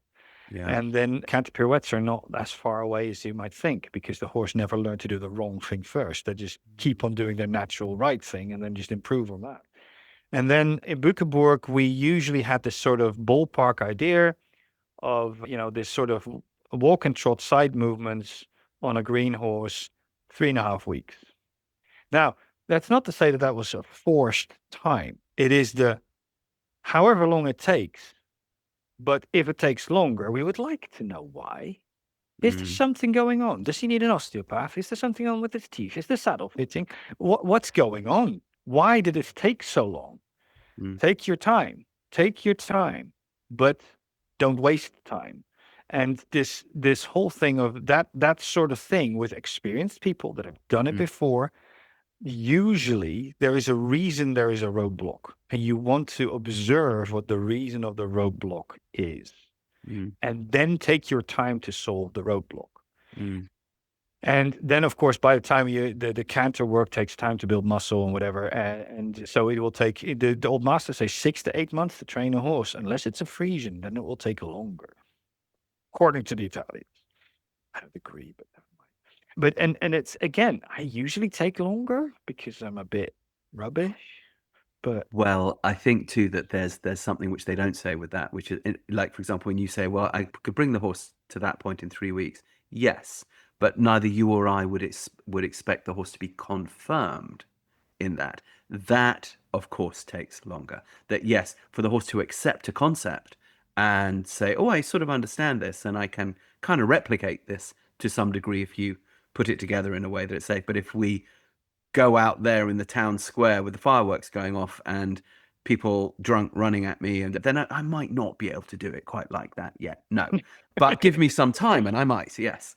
And in particular, confirmed also means, can you put a complete beginner on it? And can that horse teach that beginner? Never, ever in those 3.5 weeks. No, even close. So of course it's not confirmed in that sense at all. Yes. But it's begun. The work has begun meaningfully, let's say. Yes. And if the riding master says, oh, just do a shoulder in because we need this for this other thing, you can just do it. Yeah. I mean, you're riding it, you're riding every step, you're leading the dance, but it's available to be used as a tool for something else. Got And it. that is kind of the sort of thing where you kind of go, you want to have that in 3 weeks. Now, and of course, there were plenty of horses where it took longer, and we never sweated over that. The And this point, is also you, because this is your job. This is what you do every day. This is not you working 9 to 5 in some job in Amsterdam and you then having to get the hour a day that you've got at your set before you go home and cook for the kids. Obviously, if your time is split up like that, it's going to take longer. yeah, and it's a team effort. And this Yeah. team effort thing is what you mentioned before is such a big deal, why it speeds up dramatically. Yeah. Because if the horse goes, I don't understand, well, if I don't get it across, maybe my monkey on the ground will get it across. Well, then it got across. Yes. Then and once he understands, he understands. So if you're clearer, it goes faster. And if you have more ways of explaining, it's easier to be clear. And if you have the patience to let it take as long as it takes, that's key, really important, as long as it takes. But let's be efficient with being clear. And then it doesn't necessarily take that long to get to that point. And then I had a horse that we rescued from Portugal. I mean, it was a long story, but came over. And my student wanted a horse at the time. And I said, like, well, I was in Australia. I went like, there's a horse coming out of a truck. This is your horse. Congratulations. And he had this 5-year-old stallion that hadn't been handled really. And we worked like this. And that horse in hand offered Piaffe very quickly because it was Tano and it was talented for that. And we just gave it a cookie because it did it once and didn't bother with it. We didn't push the matter. That was it. We just gave him the little kissing noise that we tend to use for Piaffe. And then we're like, see, okay, you know. And then at some point to get him to canter, he did this weird dolphin canter. So we kind of didn't touch it and we just rode him in trot. And then I was Piaffing my horse in the same arena. And then the horse heard the kisses from my horse and he started doing the same thing. And I went, ride that Piaffe. And then the phrase, stick a cookie in it. It's this whole thing rewards that behavior. And then we went from Piaffe to canter. And that means that the whole struggle of getting a good transition was just out of the window because we had that option to take what the horse needed to get to the canter that it happened to find difficult. And then it was just the problem was solved. And then we could just do canter transitions. And it was really easy from there. And it's one of these things of having a broad set of options in the interest of the horse, not in the interest of your own ambition. So if I go like, I must have the flying lead change because that's the coolest thing in the world, so I'm going to beat my horse until I get that. That is not the right attitude at all. The thing is like, what can get it across? What if I try this? Oh, you find that hard? Never mind. What if we try this? Oh, never mind. Oh, this one worked for you. Great. Then we get to the point. And then you take the boundaries away for the animal's progression. Similar for your students in human sense. And you want to be flexible in the order of exercises, but you have this standard idea of where you would start trying. And then if you find that this horse is distinct in some way, you then change that plan for the animal, but you start off with your standard plan. And then no plan ever survived contact with the enemy. And this thing is this whole thing of where I've seen a horse that literally had to learn walk pirouette to canter pirouette before it could canter because it would just do weird things. I just didn't want it to run around and disunite it. We didn't want to go there. And walk pirouette, canter pirouette, thank you. Walk pirouette, canter pirouette, thank you. Just a stride or two, and then from there we just carried him out into the canter. And this worked great, and that horse was really good after that. So that's just a way of being creative with the patterns and the sequences. Well, what you've touched on there is that, of course, each of the movements are really just tools. So, you've got La Guerinière who says, well, horses have changed since my grandfather's day. It used to be that we could train them in all the cool stuff just by working them on 2 tracks in a circle, but now the horses have gotten bigger and weirder, so now I've got to do this renvers thing with the shoulder in thing and to get more or less the same effect. And okay, so do this, lads, and this will give you a piaffe, and if you get this piaffe, then you can use that to get a very nice sitting canter, because that's kind of what we'd like to get to.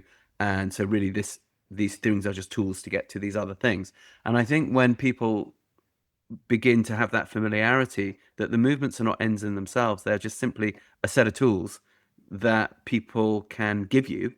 And then over time, you learn to use them. But it's sure helpful if you have a mentor monkey that shows you how they're using them in a systematic way, horse after horse. We were lucky, you and we were also curious because our curiosity drove us to find these mentors that had this technology. And now you have that technology and you go around and you show people, and I have that technology and I show people as much as I can, and you have schoolmaster horses at home that you help people with, and I do the same thing as well. We know we're a niche. So one of the things which I try to do when I go and clinic is I won't give the standard clinic, like where someone comes in for a ride for an hour and you talk about something and you do something and they go out, and because I just don't feel that that's really giving tools. So what I'll tend to do is I'll always do it workshop styly, and I'll say, okay, all y'all are going to work with all y'all's horses. So if you don't want other people touching your horses, please don't come to my clinic. But you're all going to team up, and we're going to show you and the horse some of these tools. And then when you go home, hopefully you can apply them. But before you go home, guys, create a WhatsApp group and get together once a month and practice together and be friends and support each other. And from time to time, Auntie Rupert or Auntie Arne will come through town and try to give you some more stuff or give you some stuff online or whatever. But in the meantime, you can actually do a lot with each other, and you will become that team. You will become that Bückeburg in time. You will, if you keep practicing it. The only thing that will stop you from doing that is if you stop doing it. But if you keep going and you keep looking for the mentors, So do you have means of supporting people when you go out for them to sort of find and pursue this technology? And if so, how do you do it? Because it's not an easy thing. Yeah, so of course, a lot of people also come to me because of the mounted fencing or the jousting or things like that. So they're usually already in groups because you can't fence without an opponent, right? So you need to create this community already to just do that. Right. So that makes it a little bit easier in clinics. I try to Because most of your clinics are teaching the mounted fencing. at least it's part of it. So Okay, there's so at least people a are few coming people with that that do that. paradigm. Yeah, and then usually there's some tools around, and some people go like, "Oh, I'm interested," and I might do these little things where, for instance, I help somebody seat by giving them a sword in their hand and then giving pressure on the sword to make their hip do certain things so the horse does stuff, and then they Interesting. become very fascinated about it. This is mostly a dancing exercise that just happens to use a sword. It's not really fencing, and the thing is that you can use these little tricks to get people interested in, like, hey, one-handed riding has a benefit. Usually you would think that it's just an added complexity, but it's actually making things better. And why is that? Why does that work? How do you? And then people get interested and they kind of spark off each other. I don't tell them they should fence. They ask me if they can fence or they can do garocha or they can do things like that. And then I'll try to help them with that and try to give them the tools that they need. This is stuff that is hard to find by yourself. This is stuff that is easy to oversee. This is stuff you can find on a YouTube clip. Go do that by yourself. And I try to tell people that, and I try to make sure that when there's a clinic, somebody might be writing, somebody might be watching, and you try to also point out why somebody makes a mistake. Not just that is wrong, but also this is a result of that. And that makes it easier for them to be in front of one another and to think of each other in a constructive fashion and to thereby already become a better community as a whole. And then from there, people, it's just very organically they start doing these things where they meet up for hacks together and what have you, and trips together. And if people get invited to my place for my events that I do, they need to travel. They travel together. I might suggest them to travel together. And it's so much of that is I do it a little bit sneakily like that just to get everybody to be constructive to one another. And partially because I teach people from so many different backgrounds, and they might be completely Western, like competition reiners, and the next person might be a dressage competition person, the next person is purely a jouster, and that might be the same clinic. So it's sometimes a little bit more tricky to get these people to really realize that actually they all want the same stuff. And this might take a few goes for them to really realize you're not all that different. And horses have four legs, and you all want to work with a horse. and then to build that community and that productiveness and suggest one another. So that's one thing I do. I think the resource that Bückeburg shows, that they've gone very digital since COVID, all in German, but it is very good. These endless theory talks I think are very useful because you can only write so many hours in the day anyway. I wish they would do more in English because that is so much wisdom and experience in there dumped into these seminars that they do. And I like to try and let people read the old masters. I think that is very something we should just do. Just read the old books. But you need to learn to read the old books, which is another Not one. easy to, yeah. Cross reading clubs can be a thing that some of the Americans are set up. And it is important to do all these things. And to some degree, it's nice if everybody has slightly different things so that they all kind of contribute to each other and cross-reference with what is Philippa Carl doing with his students? What is, if you, they all have slightly different ways and different emphases, but is it really that different? Is it contradictory? It's like if you read Boucher and read Steinbrecht, are they contradicting? Well, Steinbrecht thought so. I don't think so. I think they're complementary. You see, and this Sure, is, that's what Oliveira said. Yeah. yes, Yeah. absolutely. Yeah. I think it's fairly obvious. Yeah. And this is kind of one of these things where you want to embody constructiveness. And I think that will lead to various things that you do with your communities to bring your community together and then those communities hopefully together as well. And just have an international conversation because of the communications we have now with the internet and things like that available, with video being so everywhere. That's not old. We even just a few years ago, it would be very, very difficult to get a video made of your writing. Now you can just put your phone up and you can check what you did. Yeah. And that means you can compare and you can learn, and it's so much easier than it ever was. As you may know, if you've been following my work, we are also horsey folk here. And we have been training horses for many, many years in the manner of the old classical dressage masters. This is something which is often very confusing for people. We shine a light on that murky, difficult stuff and make it crystal clear. If you'd like to learn to train your horse in the manner of the old masters and really have fun and joy for you and your equine, go to our website, heliosharmony.com, sign up as a premium member and begin to take the Helios Harmony course, which will take you from 0 to the piaffe, where the horse is dancing on the spot, in hand, on the ground. And then from there, you can develop out to anywhere you want to. heliosharmony.com to unlock the secrets of the old masters. You made a really good point about the fact that if you're going to learn the Rossfechten, if you're going to learn to fence on horseback, the dressage is just the tool by which you can do that with your horse, to dress your horse, but you're going to actually need a person to engage with. So as opposed to how most people think of as dressage, me and my horse and against the world, no, I actually need a partner for this. Which is, I think, wonderful because it breeds community from the get-go.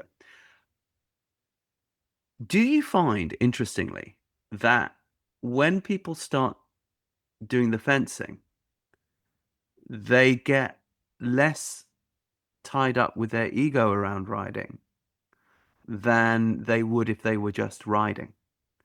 And does it, to some degree, release people from that torture? Like, is my riding good enough? Because I'm sort of concentrating on doing this fencing thing, which sure requires me to be the best rider I can be, but nonetheless, I also want to be the best fencer I can be. So I'm not putting my entire self-worth on whether or not I got this piaffe, right? Or this flying change. Do you think that actually liberates people to some degree from that little private hell that we get stuck in as riders, particularly dressage riders? It's diving up your own arse, basically. Both. I mean, some people get so worked up that they throw all caution to the wind. And this is obviously a thing where that is something that we as a community are very aware of. People that go, run, finally, and then they start riding rough. Now, we are very aware that this is what the first attempt at mount fencing at Rossfechten very much were like. People were far too harsh on the horses and just blasting around and also hitting horses when they were not supposed to. So this is this huge thing in the community that we do not want that.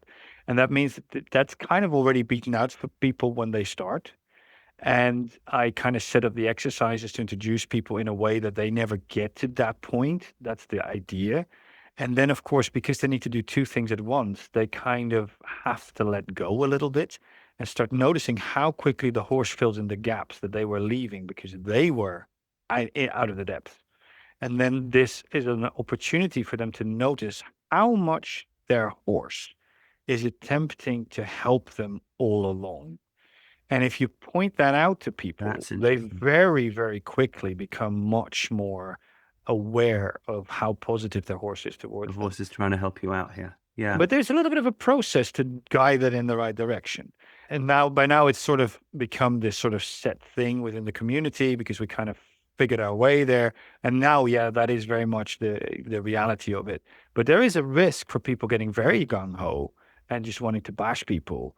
And that's something that we very quietly try to get rid of and kind of guide in the right directions. And then there's the safety rules with weapons, which can be very, very useful. Like, well, when you want to swing a sword, you must listen to the rules. And then really what it's about is don't use your bit wrong. But it allows you an authority as a teacher to Right. make people listen that might not otherwise have listened. So that is a little bit of a backdoor, and again, in people's mindset. Because once you can get a start of that mindset starts to grow by itself. And the Sittlichkeit, the nobleness of riding. They call it nobleness in Wallerstein. And is the head like sprezzatura, the position of the rider. This idea of the virtues of nobility are practical things you have to do on a horse to get to the right place. And so they're very, very practical things. So we do those. And I think having a practical thing and having a bit of fun. Well, if you think of Pony Club, there is Yeah. such a thing as the Pony Club kick, though. There is. Oh, There is yes. such a thing, and we need There to is. worry about Legs, that. Fenella, legs. And you see the kids, because they only Oh, did that. They only did that because they were told they had to be fair. yeah, but But also, yes, yeah, yes. yeah. But Yeah. it's one of these things, Yeah. It's like rough play can go rough, Indeed. but play is such a big deal in interaction with horses. It's so true. Thank you for bringing this up because, again, yeah, it's not just the task, the focus task, it's the element of play. Do you find that most horses actually take to this really well because there is an element of play? Yes, and it's variable. So, like we have with the working quotation, they learn the pattern, they learn the obstacle, and at some point they know the obstacle by heart. With fencing, everything is constantly changing, but there is overriding principles that the horses start understanding. They start understanding how they have an aggressive moment that suddenly turns into a yielding moment and then becomes aggressive moment again. This switches very quickly. They start looking for that moment. They they see what's happening. And of course, the vision of a horse is very complicated, but they don't really see the sword very clearly because it's out of their sharpness. They have this horizontal sharpness field of vision, but they see it, but they feel stuff you do with your sword. So sometimes they feel it better than they can see it, yet they are understanding the sword fight and making decisions on where to be, what is going on with the weapons in real time. So there's this very, very complex situation that becomes this game of chess to them. And they are playing the game of chess as much as I am playing the game of chess upstairs. And that is very fast. They tend to figure this out within 5 to 10 minutes, usually. Do they figure out the defensive moves as easily as the offensive moves? So, say, for example, we're fencing, you see a gap, you Yeah. want to exploit that gap, so you go in Yeah. to exploit that gap. Does my horse instinctively at a certain point know how to avoid? Or do they tend to favor the the offensive role rather than the defensive role? Really interesting question. So this depends on how you introduced it. So if you introduce the attack in travers, they become much more akin to attacking. For instance, if you have a regoneo horse, they know to go close, close, close, close, close away, and they Yeah. jump past the bull, but then they yield their croup pass, they move their shoulder over. And Yeah. that allows you to do the bullfighting thing, right? That's a very specific bullfighting thing. But bullfighting is hit and run. That is what bullfighting does. And then there's a lot of yielding and dragging the bull along and then doing these spins and stuff. And it's a very specific moment when the bull is just far enough away and just letting go of the push. And then you do your thing. And you do your 360 spin or whatever. Or you might drag the bull away from the wall and then go between the bull and the wall. There's all these specific things I want to do. So they're yielding to the bull. They're drawing the bull towards them by yielding with the horse whilst having the weapon still coming in. In mounted fencing, we're acting with a horse, and a horse is taller. So to the horses, this is a different game. So cattle work, the bulls are down there with their head, and with two horses, they're up there. So this is much more like two stallions fighting each other. So this means that actually a bullfighting horse can be quite tricky to mount its fence on initially until he realizes that he shouldn't yield at the last moment automatically. It's kind of really funny. This is something I really had to deal with. And they can learn to yield in multiple directions, including cantering backwards. And my riding master, Rupert Isaacson, is very famous for doing this canter backwards thing with multiple horses. Well, I air backwards. But I've managed it 3 times in a sword fight when it actually tactically worked in my life, because that's really hard. And usually you kind of yield past in a similar way to the bullfighter, but it's usually closer. I got to the point, though, at some point we did a group fight in armor with clubs, and I was coming into this one rider myself, and I was about to hit them, and then my horse saw somebody coming from behind, and the horse just went, and I just went, oh my God. So I just pulled up my stomach, and the horse did a 360, one of those bullfighting 360s. I've never taught him this move. He just did it, and he placed my club in the oncoming path of the enemy weapon, which broke off and then turned around, and then I hit the person I wanted to hit in the first place. And the horse just did this. Completely their idea. But he asked for permission. He went like, shall I? And I went, let's. And it just happened. And they learn to aim the lance or the sword. And once you get to the point where this surge, the swing of the back goes into your weapon, the more you do this with all your practice, as you become more sophisticated, these oscillations become more precise and more connected. And then they start seeing, like just the horse strides before a jump, that horse strides before you enter the mensura of the fencing. So they stride and stride, and then they shorten the stride by raising up rather than just shortening their body. They raise themselves up into this more collected canter, and then you can launch out of there. So some horses are more aggressive, if you will. Some horses are more dodgy, but they play the game they're good at. But they play the game. They're invested in the game regardless. To get to the point where your horse made that suggestion and then executed that to put you in those positions, how long had you been building that relationship with that horse? That was 3 years. Okay. That's relatively short. I mean, Yeah. what one would expect, oh yes, this is a horse I've had for 15 years, and so I'm here. I'm thinking a lot of crossovers with polo as well.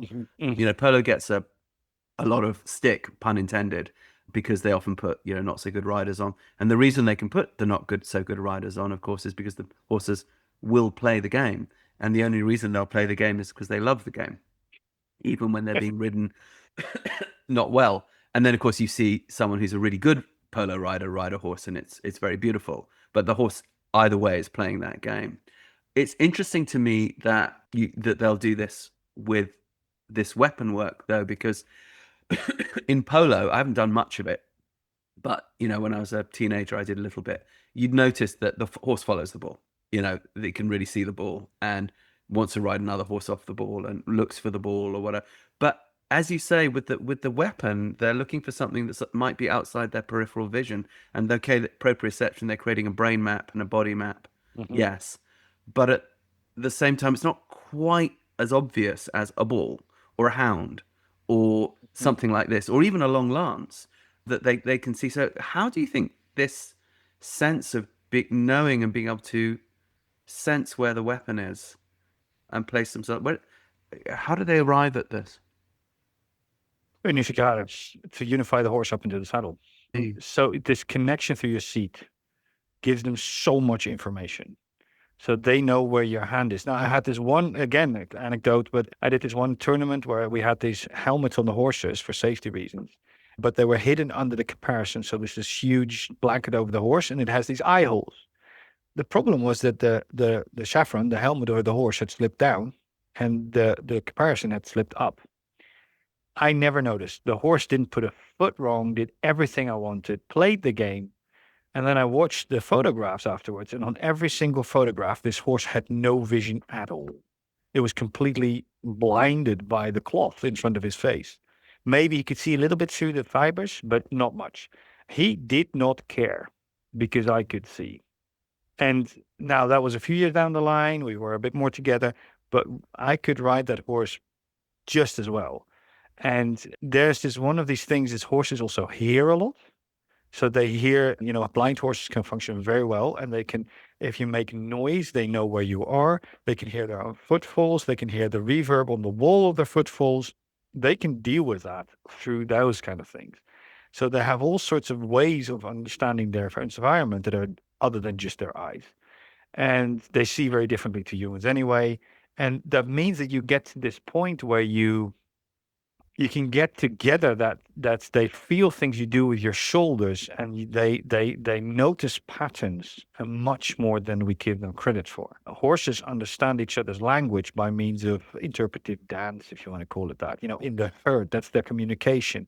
And these sympathetic muscle reactions are part of dancing. And they will feel this with touch much more loudly. So it's like speaking their language really loudly. So if you start doing that consistently, that's not just gibberish and contradictory, then they start making a conscious effort to figure it out. And I think we don't give them enough credit for their level of intelligence and their level of analytical and pattern recognition ability that I think is very evident. Okay, this is fascinating. Now, you've talked about how you prepare the horse as the riding horse. Now, let's talk about how you prepare the horse and the rider with the weapon. So there has to be a way in, right? So I am going to come to your place and you're going to say, okay, I don't know this bloke. He doesn't know me. He knows nothing. Perfect. Right. Blank slate. So what are the first exercises, the de facto exercises you're going to put me through? So usually you do this in a double lesson because you need an opponent, but there's a few ways of doing that with me standing on a stool with a sword in the middle of the arena that you can do that as well. But usually you start it with two horses and you just need to first, I tend to call it approaches. You need to approach another horse. And there's sort of etiquette to this, if you will, that you need to get that other horse to want to be close enough so you can hit them with your sword. So this has a lot to do with one-handed half pass, walk pirouette half pass. It's just half walk pirouette. And so you go shoulder in through the corner, half pass towards the other horse, then you half pirouette, and then you go half pass again, and you meet each other again. And you do this on both sides. And we're going to do this one-handed, by the way. Yeah, of course, because you need a sword in the other hand. Right. So you're gonna put me on a schoolmaster horse that even if I mess up my weight aids and I'm not impeccable with my contact, he's going to be like, Rupert, just let me do my thing. I'm going to show you how to do this. Or how dependent will it be on my good riding? It will be dependent on you using your legs rather than your hands. So if you ride primarily from the bridle, it will be difficult. Okay. So this is partially a vehicle for people to understand that they need to have a giving hand, and a deliberate giving hand, a directional giving hand, a timed giving hand. Right. And what a giving hand even means. So would you test that on me first? Would you say, okay, Ru, get up here and do a couple of these things, and then you could say, oh, Ru's hand is 75% as giving as I would like, or 35% as giving as I would like. Let me prepare him with these exercises so that he can have this more giving hand. Yeah, and I usually let people just do a few figures of eight. How do you change your bend? Can you do shoulder and travers renvers? a lot of people would never have ridden a renvers. They might not even know what a renvers is. And we're going to spend half an hour to try and explain to you, the other way. Okay. Yeah, I mean, because this is consciously hard for people. So you might need to leave that out, lovely as a renvers is, but you don't have the time in the lesson. Or they might only know how to ride it with two hands, for example. For instance. Yeah. So you pick your battles. One of Yeah. the things that is really, really important, can you aim the inside front leg of your horse with your hip fold? Now, Okay. once you teach people that your hip fold moves the inside front leg of your horse. Your hip fold. Yeah, this is such a license. What's the hip fold? Hip fold is the muscles in front of your hip joint. Okay. And in Dutch, we call it lies. In German, you call it Leiste. In Norwegian, it's called lyske. In Swedish, it's called ljomske. In Finnish, it's called nivus. In English, it took me years to figure out it's called the hip fold because nobody ever talks about it. No, they don't. They don't. They might tell you. They might maybe tell you, because English is not a language of dressage. They might tell you to put your inside hip a bit forward in a flying change or in a something, but that's about as much as you'll get. Yes. And that is a few that know that to be that detailed. So I will talk about the back of your inside seat bone governing the inside haunch. And the front of your hip, in front of your hip, you govern the inside front. Okay.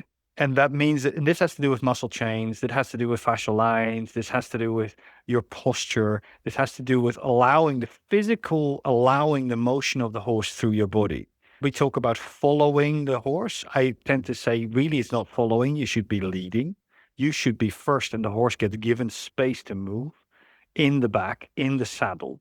And I might talk about your pelvic floor. I might talk about muscles at the back of your hip joint.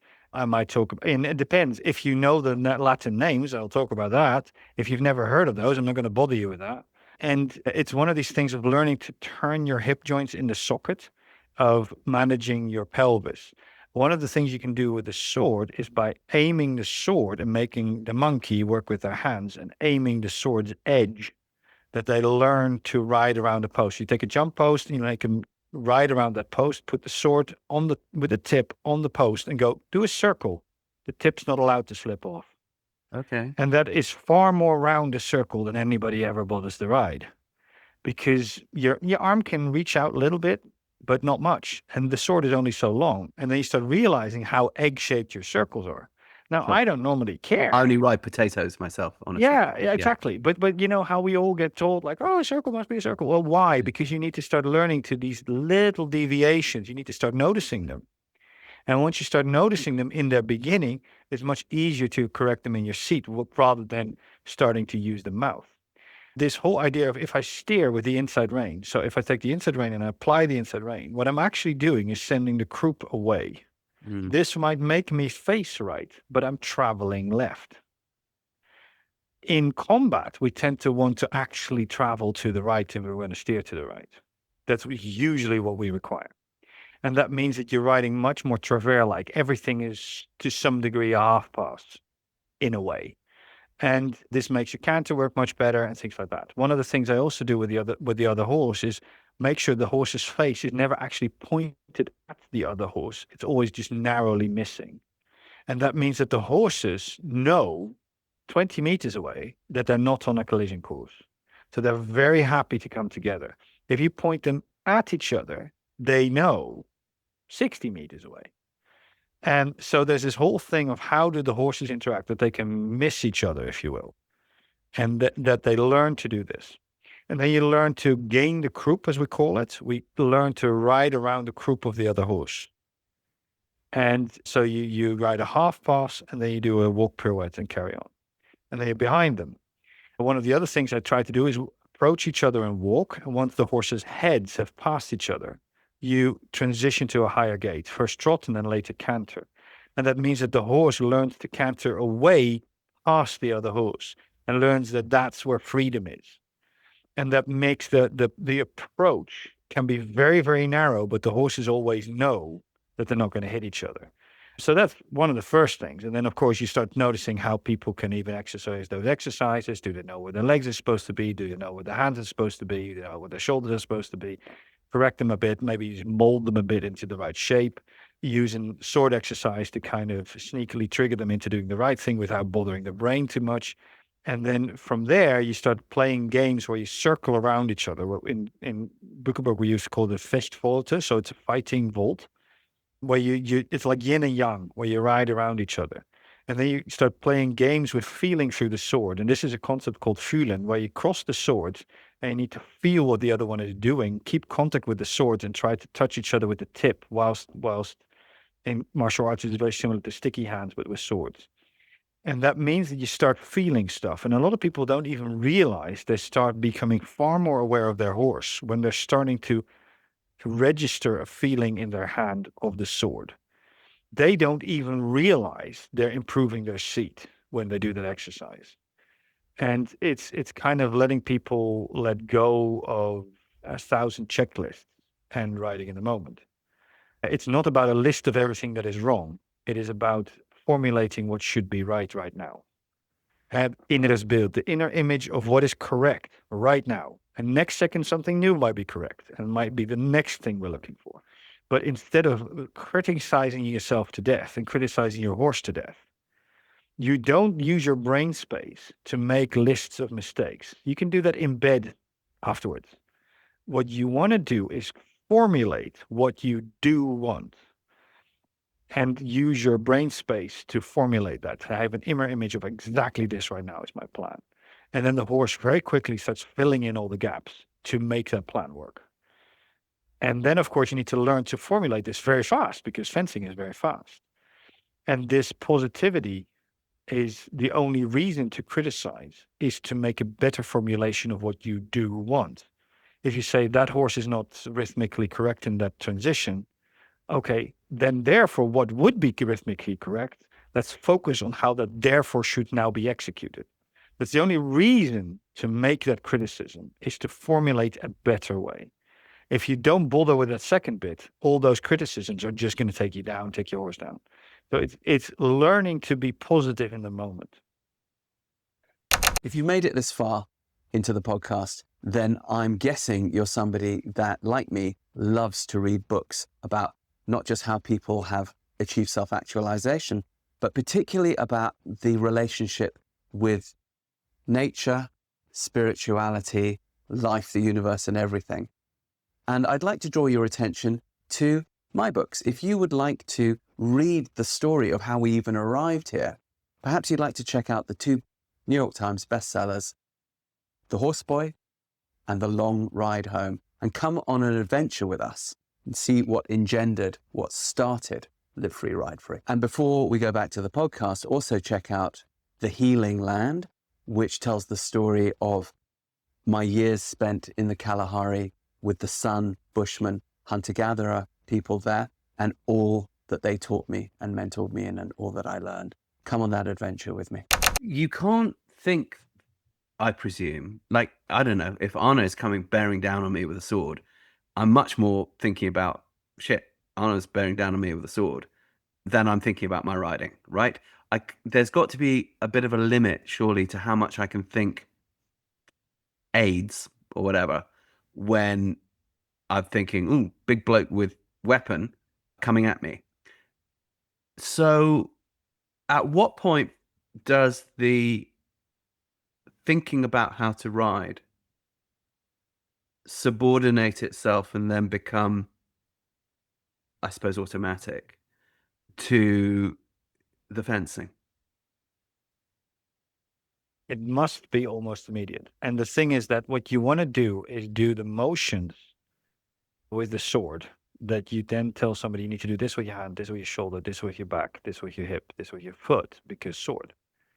And if they're already a sword fighter, they might already have some ideas of that. You might use specific terms that they're used to. And then the horse all of a sudden does padaboom, does a stride. And kind of go, oh yeah, those two things go together. And then what you want to do is to make every move of the sword, every move of your body, every move of the horse's body, one and the same. So that I only say 5, and then my sword does 5, my body does 5, my horse does 5, and there's no distinction. And my brain just goes that one thing. Okay. And then, of course, as I'm doing that, I need to then adjust the little details but the main idea needs to be as simple as possible. Hmm. And that is by making the horse do something that is almost exactly the same as what my body needs to do in order to put the sword in the Can right you give place. us a concrete illustration? This is really fascinating.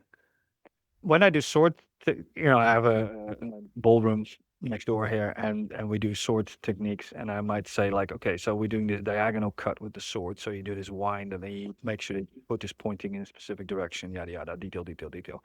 And then everybody goes, "You mean like a right lead canter?" I go, "Yes, exactly like a right lead canter." And so the people comment that they notice these overriding similarities.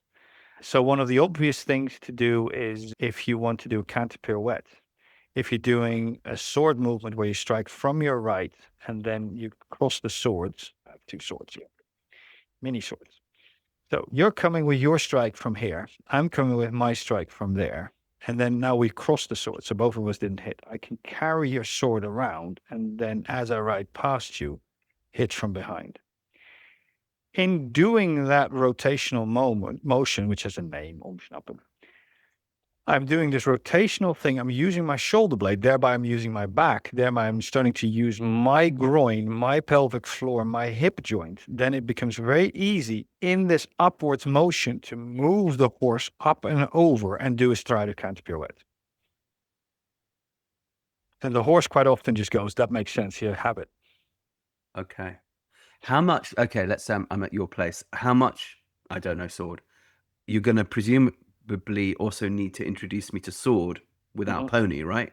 Right. Do I need first to understand thing Yeah. and then thing with pony? Yes. Okay. But usually, I mean, if you're at my place, I have all the time in the world, so I don't have a clinic schedule to Mm, fit it in. Then we'll probably put the sword in your hand or a lance in your hand and give you, I don't know, 10 minutes of really? basic stuff. Because if I were to do it the sort of standard martial arts way, we would be there for 3 months before you even start using Yeah, on a horse. absolutely. And Absolutely. that's just not something people are investing in the modern world. So I'll stick to, okay, I know that I'm going to do these 3 exercises today because you're on Mhm. that horse and it's this weather and whatever.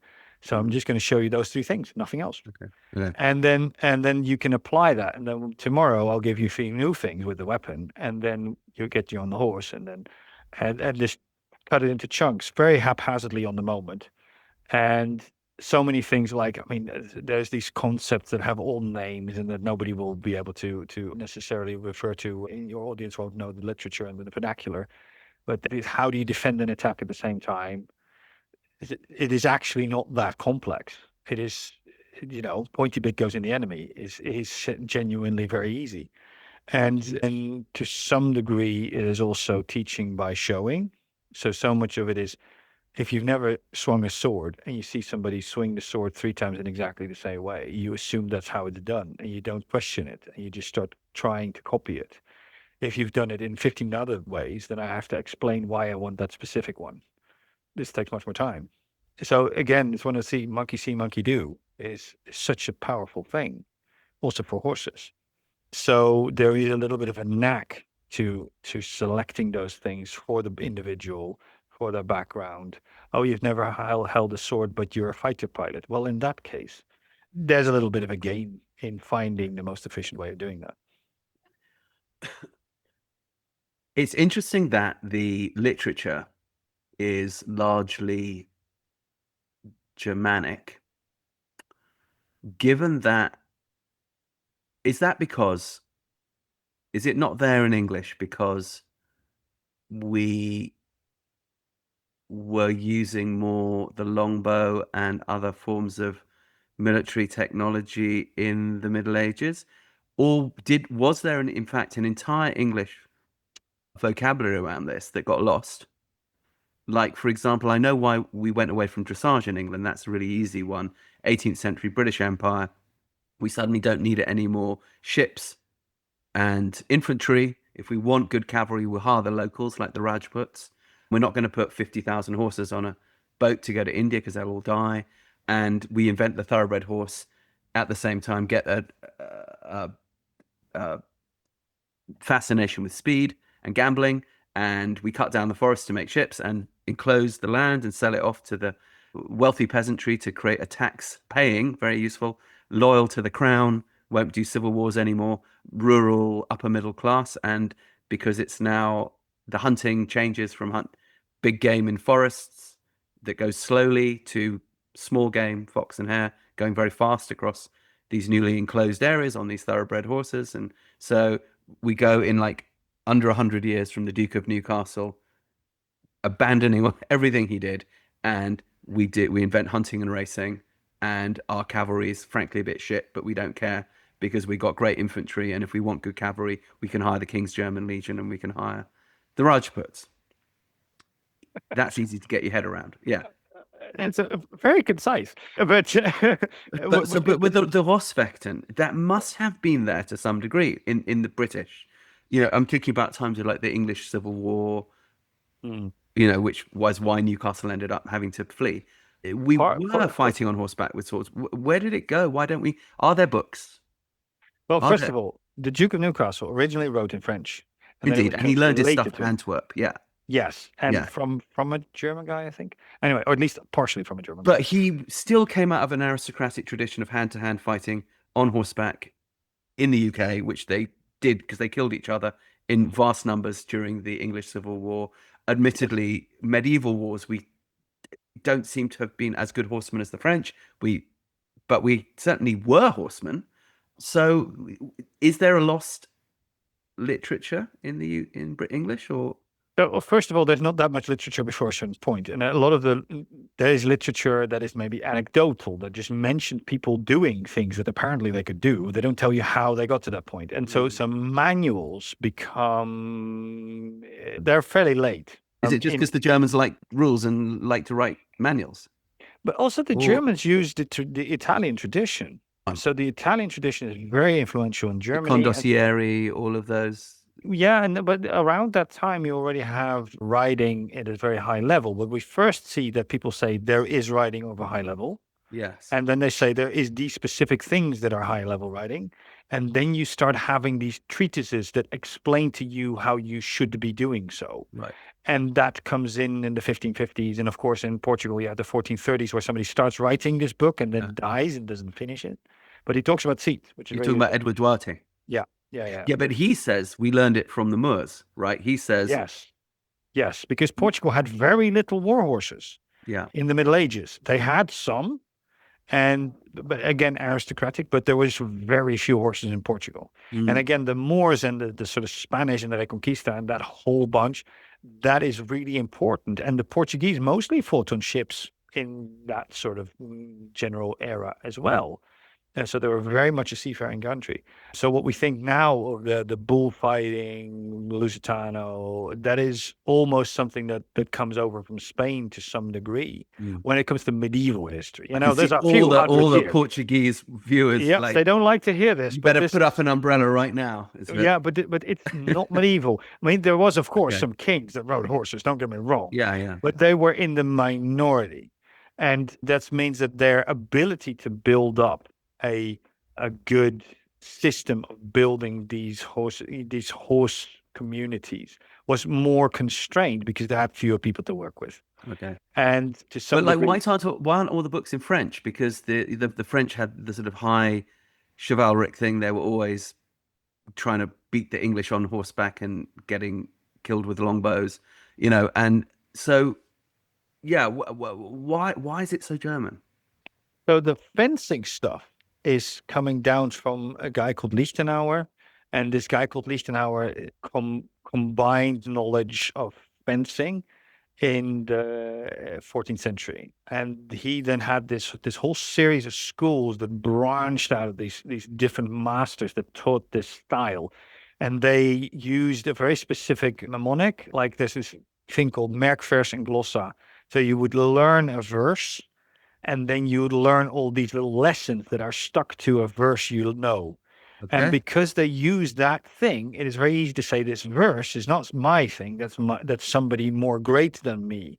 and thereby they are connected with the same verse. So because of that tradition of this merkvers and glossa and how these books are written, it's very easy for them to keep mentioning they're of one tradition. And they have this and that's why they're traceable, and that's why we know that they did very similar things. There's also the Italian tradition of fencing, which also includes mounted pieces. And this is 1410-ish, and then we're talking about Fiore, Friuli, is that even Italy at the time? And there's a few that the Bolognese tradition. So there's some traditions of fencing that start mentioning stuff you do on horseback, because fencing is done on horseback as well, right? So you need to know this stuff. And then the actual act of riding is only really mentioned later. So that comes almost 100 years later. So we know people did these things. We know that Henry VIII did sows on his horse. How he learned, where the horse came from. What's So sauce? those are the school jumps, but the Okay. French word for Oh, school les jumps. sauts, the jump in French. Yeah. So, but that is mentioned about Henry VIII. Oh, I didn't. God, he must have been a bit younger when they were Well, doing he was very sportly when he was young. Yeah, And he loved to joust and stuff like that. He Yeah. went to war all the time. So Yeah. we know this existed in England. Mm. But the vernacular is probably almost exclusively French, because the aristocracy was so Indeed. French still. Indeed. And then of course there's the Dutch influence, which is very complicated with the influence across the pond from the Dutch to the aristocracy to some degree. And so the English, the longbowman is a rider, by the way. Let's not forget that. Well, he's a mounted infantryman, right? Yes. He's not Yes. a cavalryman. And this is a key thing to understand. Yeah. Is that what makes the English archer better than everybody else's archer, is that he's mounted and heavily equipped. Yeah. And But he's not shooting really from the saddle. He's going to get to the battlefield on horseback, get off, do his thing, get on again, go somewhere else. Right. Preferably, although they say that they can lose 3 arrows when they're on foot, as opposed to 2 arrows when they're on horseback. This is mentioned at the time. This was something that was known, that was possible. They just Is this from Froissart's Chronicles or something, or where's the? This is an Italian source. They also say that you should always make sure that when they dismount, that an Italian is holding their horses, because otherwise they'll leave the battlefield haphazardly. So when they dismount, their horses are held by the guy who pays them. So that they don't just bugger off. Okay. Fire me arrows, mate. That's your lot. Yeah, exactly. They're mercenaries, right? Yeah. That's so British. Yes. But also it is a very big distinction if the Britons are fighting for Britain, or if they're fighting for someone else who pays them. It is a big distinction. Indeed. It's a big distinction. Indeed. Anyway, so it's kind of funny. So, and of course, if you think of the Black Prince, he did famous cavalry charges out of the Wagenburg and actually wins the battle on a cavalry charge. Right, but again, there's a difference between charging and using heavy shock value cavalry and what you're talking about, which is working 3 dimensions very finely around another mounted opponent, right? I mean, it's one thing to have, let's take 1,000 guys and run them really, really, really fast. It'll be make or break. But if they hit in the right wedge form, they can blast through that opposition and cause mayhem. But let's say they can't do that. And let's say they have to ride in the melee, or let's say that they're doing that charge and some flanking cavalry come in and engage them before their charge can come. And now they've got to fight hand to hand or something. Was somebody like the Black Prince as able to do that, or would that have been a continental horseman? Well, one of the issues with the 100 Years' War army of the Black Prince is that we don't know how many of his knights were Gascons. It's true. French. It's true. Because let alone Germans. England, yeah. Yes. So this is always very mixed and very haphazard, and it's very tricky to know exactly who was in which block. And half of them were mercenaries, and absolutely. And however, mounted combat was very dominant. So if you have one soldier, how much can that one soldier do? If you have a trained horse, trained rider, equipped dude, they do the most for the one guy, but the one guy can only do so much. And one of the things you see is, for instance, like the Napoleonic sort of mass charge, or the slightly earlier Swedish, where they ride knee and knee and they make this wall and they just hit. They literally just ride into things in a straight line. The medieval units of attack tend to be smaller because they can't marshal such large regiments and feed them in the same place. So hence you have all these little blocks that are all kind of stuck together like Lego bricks. Mm. Like 25 dudes from here and 24 dudes from there, and they're supposed to be together with about 300. And they learn these wedge charges. Now, a wedge charge is perhaps more technical than you might assume. And we literally play with this kind of stuff. I have events where we have like 200 infantry here in the hills, and we have about 48 cavalry, and we literally go like, let's see what happens. And we have lances and swords and warhammers, and we just go for it. And And you not get killed. well, you just hit each other soft. Yeah, but also don't horses run into people? Well, we deliberately place them next to them. Okay. So you literally, and they have medieval shoes. If I'm on the ground with a grounded pike and you ride at me, I can bonk you with that pike, and even a small thing can knock you off your horse. No. Yeah. So they're allowed to bonk the rider. Okay. We agree that they don't bonk the horse. Okay. But I have a lance and I can parry your pike, and then it's more likely that you come off your feet than I am. Okay. By far. And then I need to figure out where you're falling so I don't ride on top of you. So and that is up to the riders to then place the horse in a safe place. Right. And we do this in mass things, in terrain and things like that. And then Brilliant fun. But you've got to have a certain standard of rider and horse, and you've got to have a certain understanding standard of the blokes on foot with this too. No. Yeah. Otherwise, it could go pear-shaped very quick. Yeah. Of course, we need to really consider what we're doing, and of course, we go a bit slower. And one of the things, of course, it's very easy to dump your horse's front hooves on an infantryman, and that will seriously injure them, obviously. So that's something we neglect to do because we don't want to actually injure our mates. But we also do cavalry versus cavalry charges and things like that. We have a few videos up where you have like literally somebody with a GoPro and we're just going for it, and you see how that works. And it's mostly a wedging effect like that. Rupert up to 3 a.m. checking out Arne Koets' videos. Yeah. Sorry. It's in all sorts of channels though. But it's one of these things where we fence with the lances. And I think this is the key thing that people don't realize is how much you use the lance like an absolutely massive rapier, and then fence with it, and also use the backside to hit each other with. Okay. And that is, you do this with pikes as well, really. And once you start doing that, you can literally peel open a pike formation, and then there's this hole, and the horse goes into the hole, and all the other horses go into that hole, and then they speed up by themselves. And this is a way that we have lots of descriptions of people breaking into pike formations, but whether the pike formation is just simply too large to defeat is a different matter. Because historic pike formations are up to 11,000 men in one block. Mm. That's like a metal concert, literally. That's how many people are standing there. Just give you some idea of just how huge this stuff is. So anyway, so one of the things you see with even if your information, you need to ride to a certain level of accuracy, and you might still want to wobble within your formation. So somebody might attack my horse's head. When I'm in formation, I can't just jump to the side like a bullfighter can, but I can bend my horse so his horse's head goes this far to the side. I then parry hit him in the face.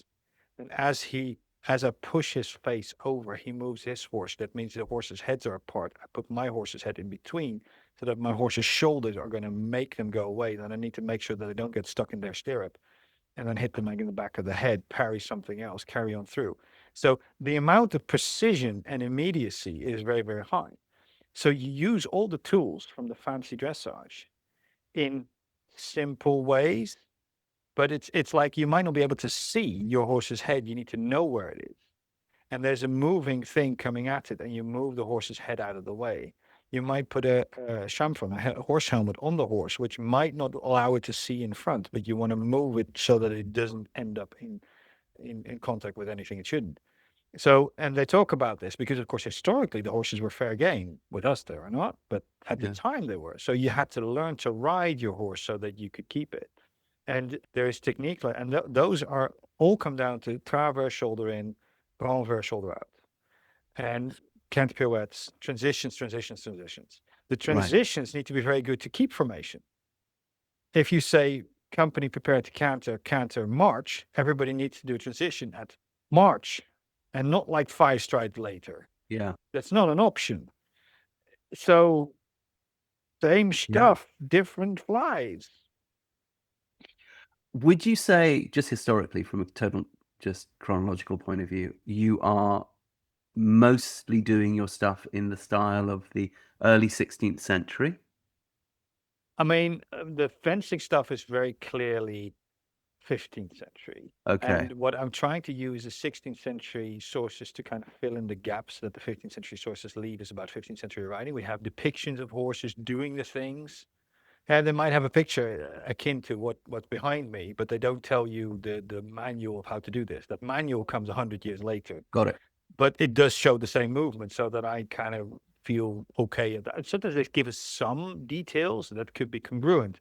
Like, for instance, we have medieval sources saying you train a horse in a plowed field, and then we see that in Leonize, and we see that in Grisona, we see that. So we see that there's a connection, and then we feel free to kind of superimpose that a little bit. I also actually do a lot of very Baroque things because I find them convenient. So like Pluvinel and Guérinière are slightly different, and I err Mm. towards the Guérinière a little bit.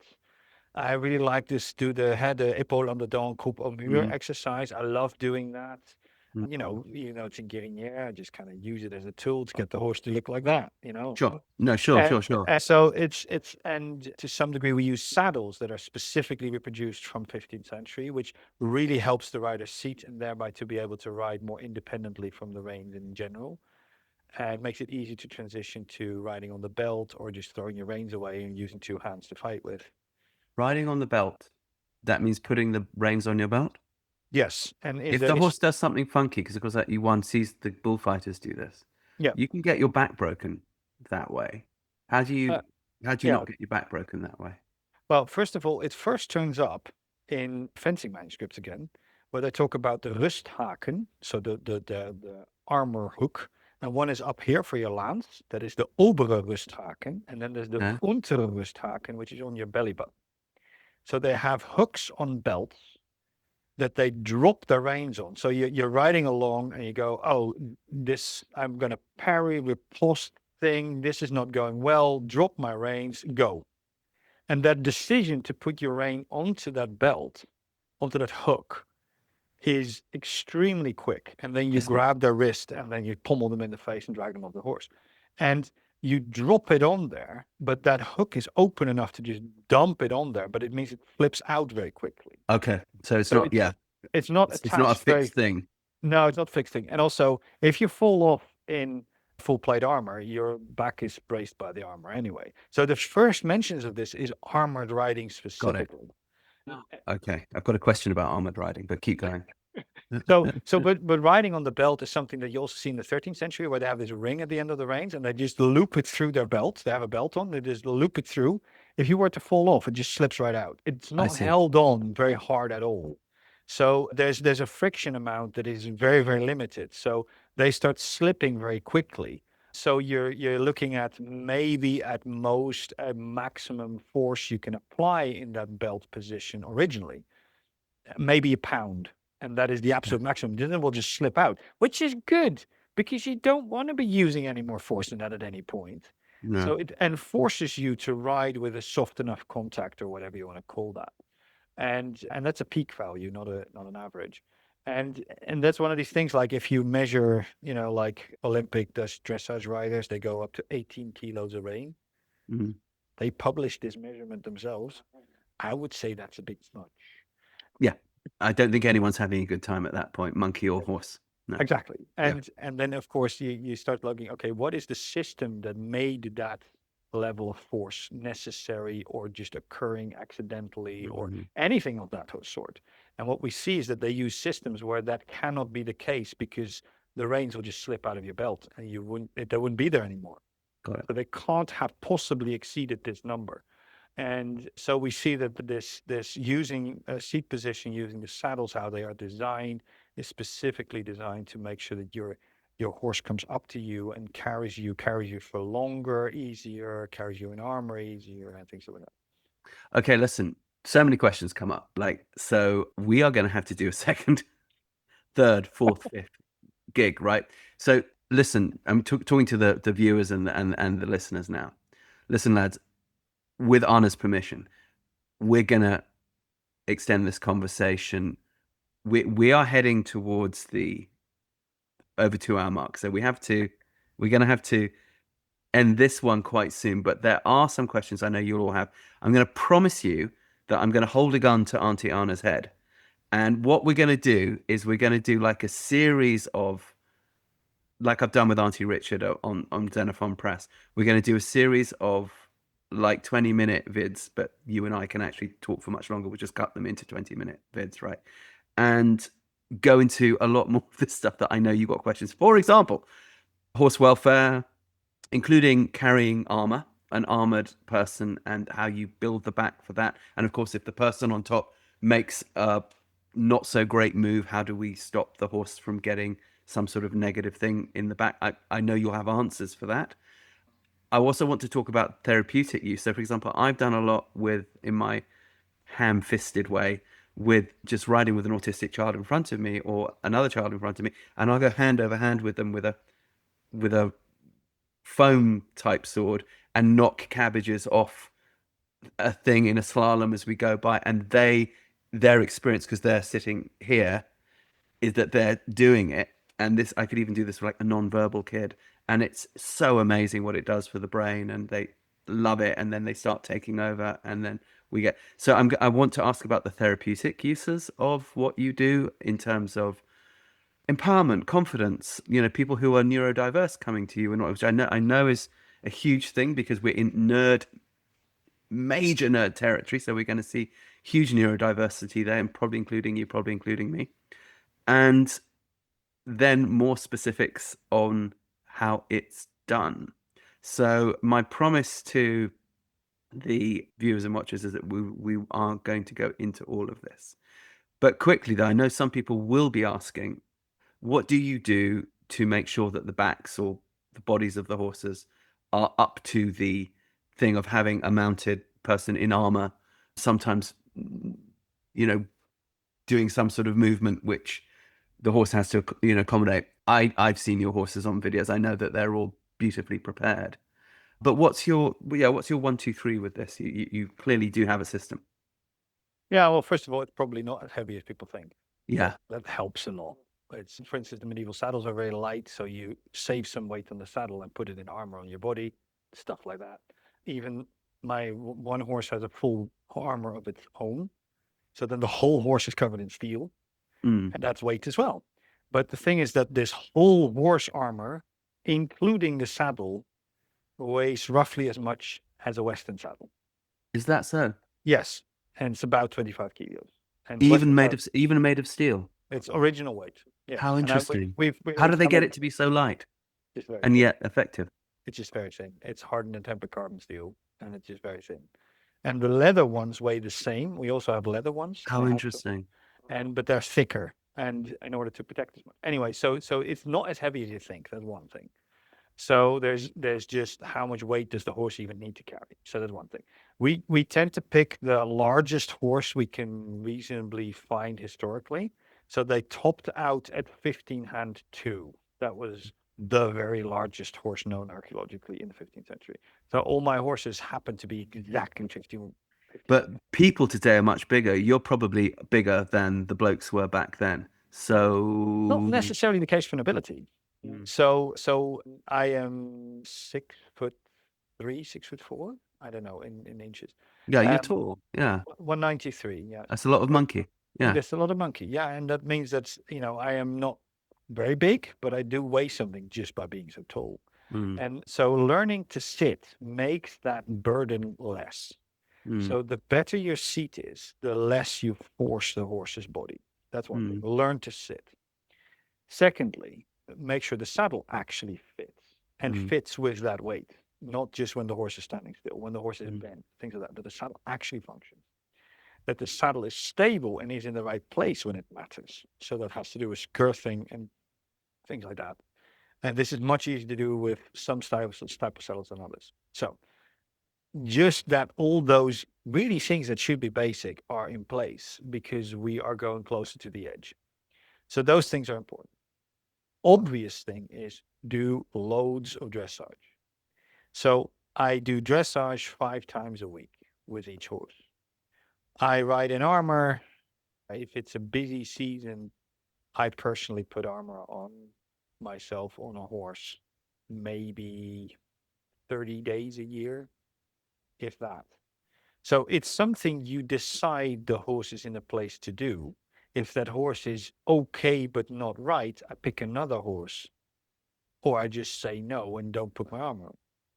If it's, for instance, my own body weight, I can't just take a bit of my body weight away. I can't do that because the horse requires it today. I can take my armor off today. So that is something that you only do when everything is in the green. Right. That makes a huge difference. It's optional, it's modular. We can actually adjust what we wear and how much it weighs, so we can even play with that within the armor weight. And then the main thing is make sure your horse can do good half passes. Make sure your horse can do good half passes during a canter transition during a half pass. If he can do that, he won't care about the armor at all. You don't Okay. care about it's just the horse is just going to take it in a stride. And we've done a series of things where we filmed stuff that we did that was a little bit more demanding, like for instance, full armor, full horse armor, going up in the hills here, and there's gravel and there's slopes and then hills and whatever. And I filmed the horse going out, I filmed the horse throughout with a drone, filmed the horse going back, and I sent this independently to several specialists to analyze the gait. How good was the gait going out? How was the gait going in? Did my horse get better or worse? And 5 different specialists said that the horse was slightly better when he came back home. So you're doing a lot of fitness work, you're doing a lot of balancing work, and I presume you're also building the back. You're building the back in your dressage rides, but you're also, Yeah. I presume you're doing a certain amount of lunging and other things that put back muscle on horses, I presume. In hand work. Yeah, in hand work, exactly. Okay. Deliberate hacking. I mean, deliberate hacking is such a big deal. Tell us what you mean by deliberate hacking. Well, you can sit on a horse and enjoy the countryside and let the horse plod with no outline whatsoever. Or you can choose, I'm on a hill, I'm going that direction. Am I going to go in a left bend or in a right bend? Mm. Do I make that decision? Do I set up my horse to get, when its feet are offset? If I'm out in the terrain, do I do a little backup up a hill? How steep? How far? Yeah. Do I canter this slope or do I walk it? Of course, you can canter down hills. Obviously, we've all seen the man from Snowy River, right? Sure. That's possible. If the horse is fit, if the horse is balanced, yes, yeah. If the horse is experienced, yeah. But for instance, I would generally canter uphill and walk downhill. Yeah. Generally, and depends a bit how steep it is. But when it gets Mhm. steep, I just don't canter downhill. Could you? Yes. Do I bother? No. And it's one of these things where is like making these choices deliberately, consciously, and then the horse really, learns to sit on its haunches. If you can't quite collect a horse like that easily, well, if you can't move the horse, why don't you move the earth? Yeah, absolutely. I mean, that will help you. And then the horse builds muscles and it becomes easy to ask it to do that. Yes. So that has a lot to do. Yeah. Are you holding onto the horse's mouth because it constantly want to trot home? Well, then your outline is going to be rubbish. So you need to find ways of making sure you have a soft contact throughout your ride. Yeah. And you want to be able to go a bit faster and not relinquish your softer mouth. Stuff like that. Deliberate hacking. Very good. I can't wait to learn more and do more. So, and the one thing I haven't asked you is how do you make a living doing all this? I teach clinics and but that's not, I mean, this is a labor of love that requires great expense. You've put together an economy around this. You don't just do that by riding lessons. I literally fund me and my household and my horses through teaching. Through teaching only. And has that always been the case, or did you have to have a day job that you financed it through? The reason I'm asking, Arne, is that a lot of people ask me this question too, and because I also write books, I make the odd film sometimes, I do other things, so it's not my sole economy, but it's major chunk of it, the horses, yes, but it wasn't always so. It took me a while to get there because it's also, you're not frankly worth paying, until you've been around for a bit, right? I mean, absolutely. So your journey a little bit there, I know I said we'd end the podcast, then you'd have to answer it. But could you just give us a rough possible? Because I think it's useful for people when they have a dream and they think, well, I can't quite do that. I can't quite do what Arne did, or I can't quite do what Rue did. And you might say, well, you might not do it to the full extent that they did it because you might not be as obsessive as them, but you might do it to this degree. There was a time when you were not where you are now, right? Right, right, right. No, I was on the streets when I was 16, literally homeless. But so it's a long story. So, but I did a deal with a theme park to keep my first horse that I ever bought so that we could stable it for free by doing shows for them. I was a gladiator, fighter, show performer, and but this is all paying peanuts. So Indeed. I just lived very frugally for a very Yes. long time. And Yes. then from there, I went and won a couple of tournaments. So I started going on a tournament, like a jousting spree, which at the time still paid something that was able to survive off, not really have a living. That has become much more difficult in the later years. But at the time, it was still available. So we would travel to England in particular and do the English Heritage Circuit. Okay. And then I was more or less asked to apply for a job at the Royal Armouries. So I was a writer interpreter at the Royal Armouries. Again, that's a job with a paycheck, but especially the horses are paid for by the museum. So I didn't have my own horse at the time. I rode the horses from the museum.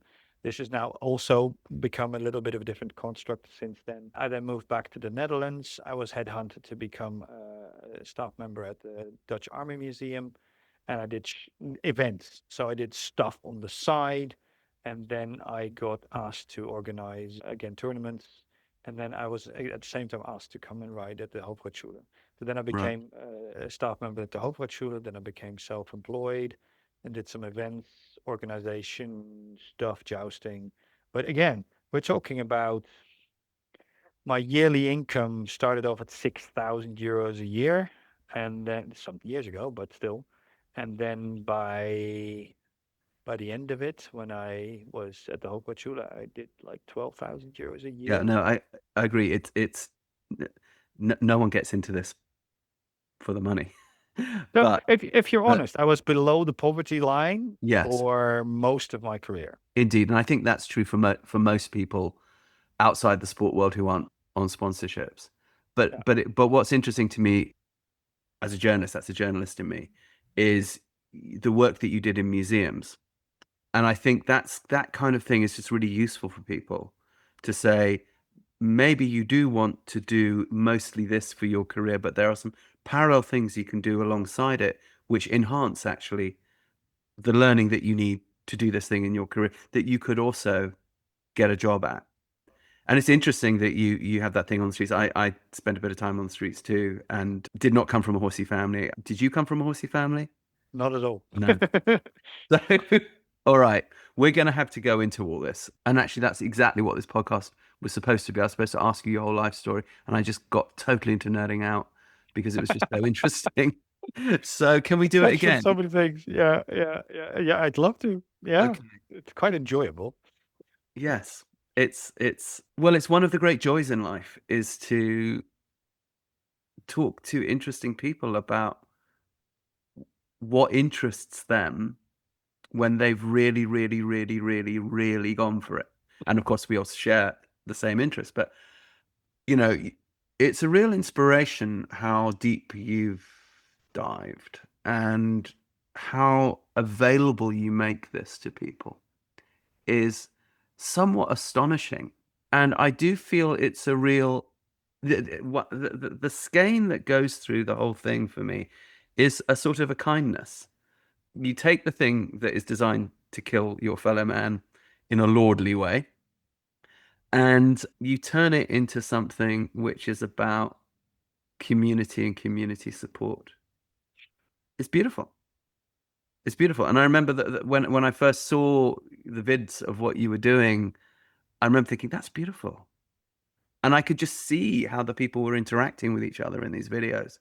It wasn't a bunch of assholes being assholes. It wasn't an exclusive thing. It didn't feel like an exclusive club. It really felt you could get the vibe immediately. Like if you were up for it, that community was going to welcome you.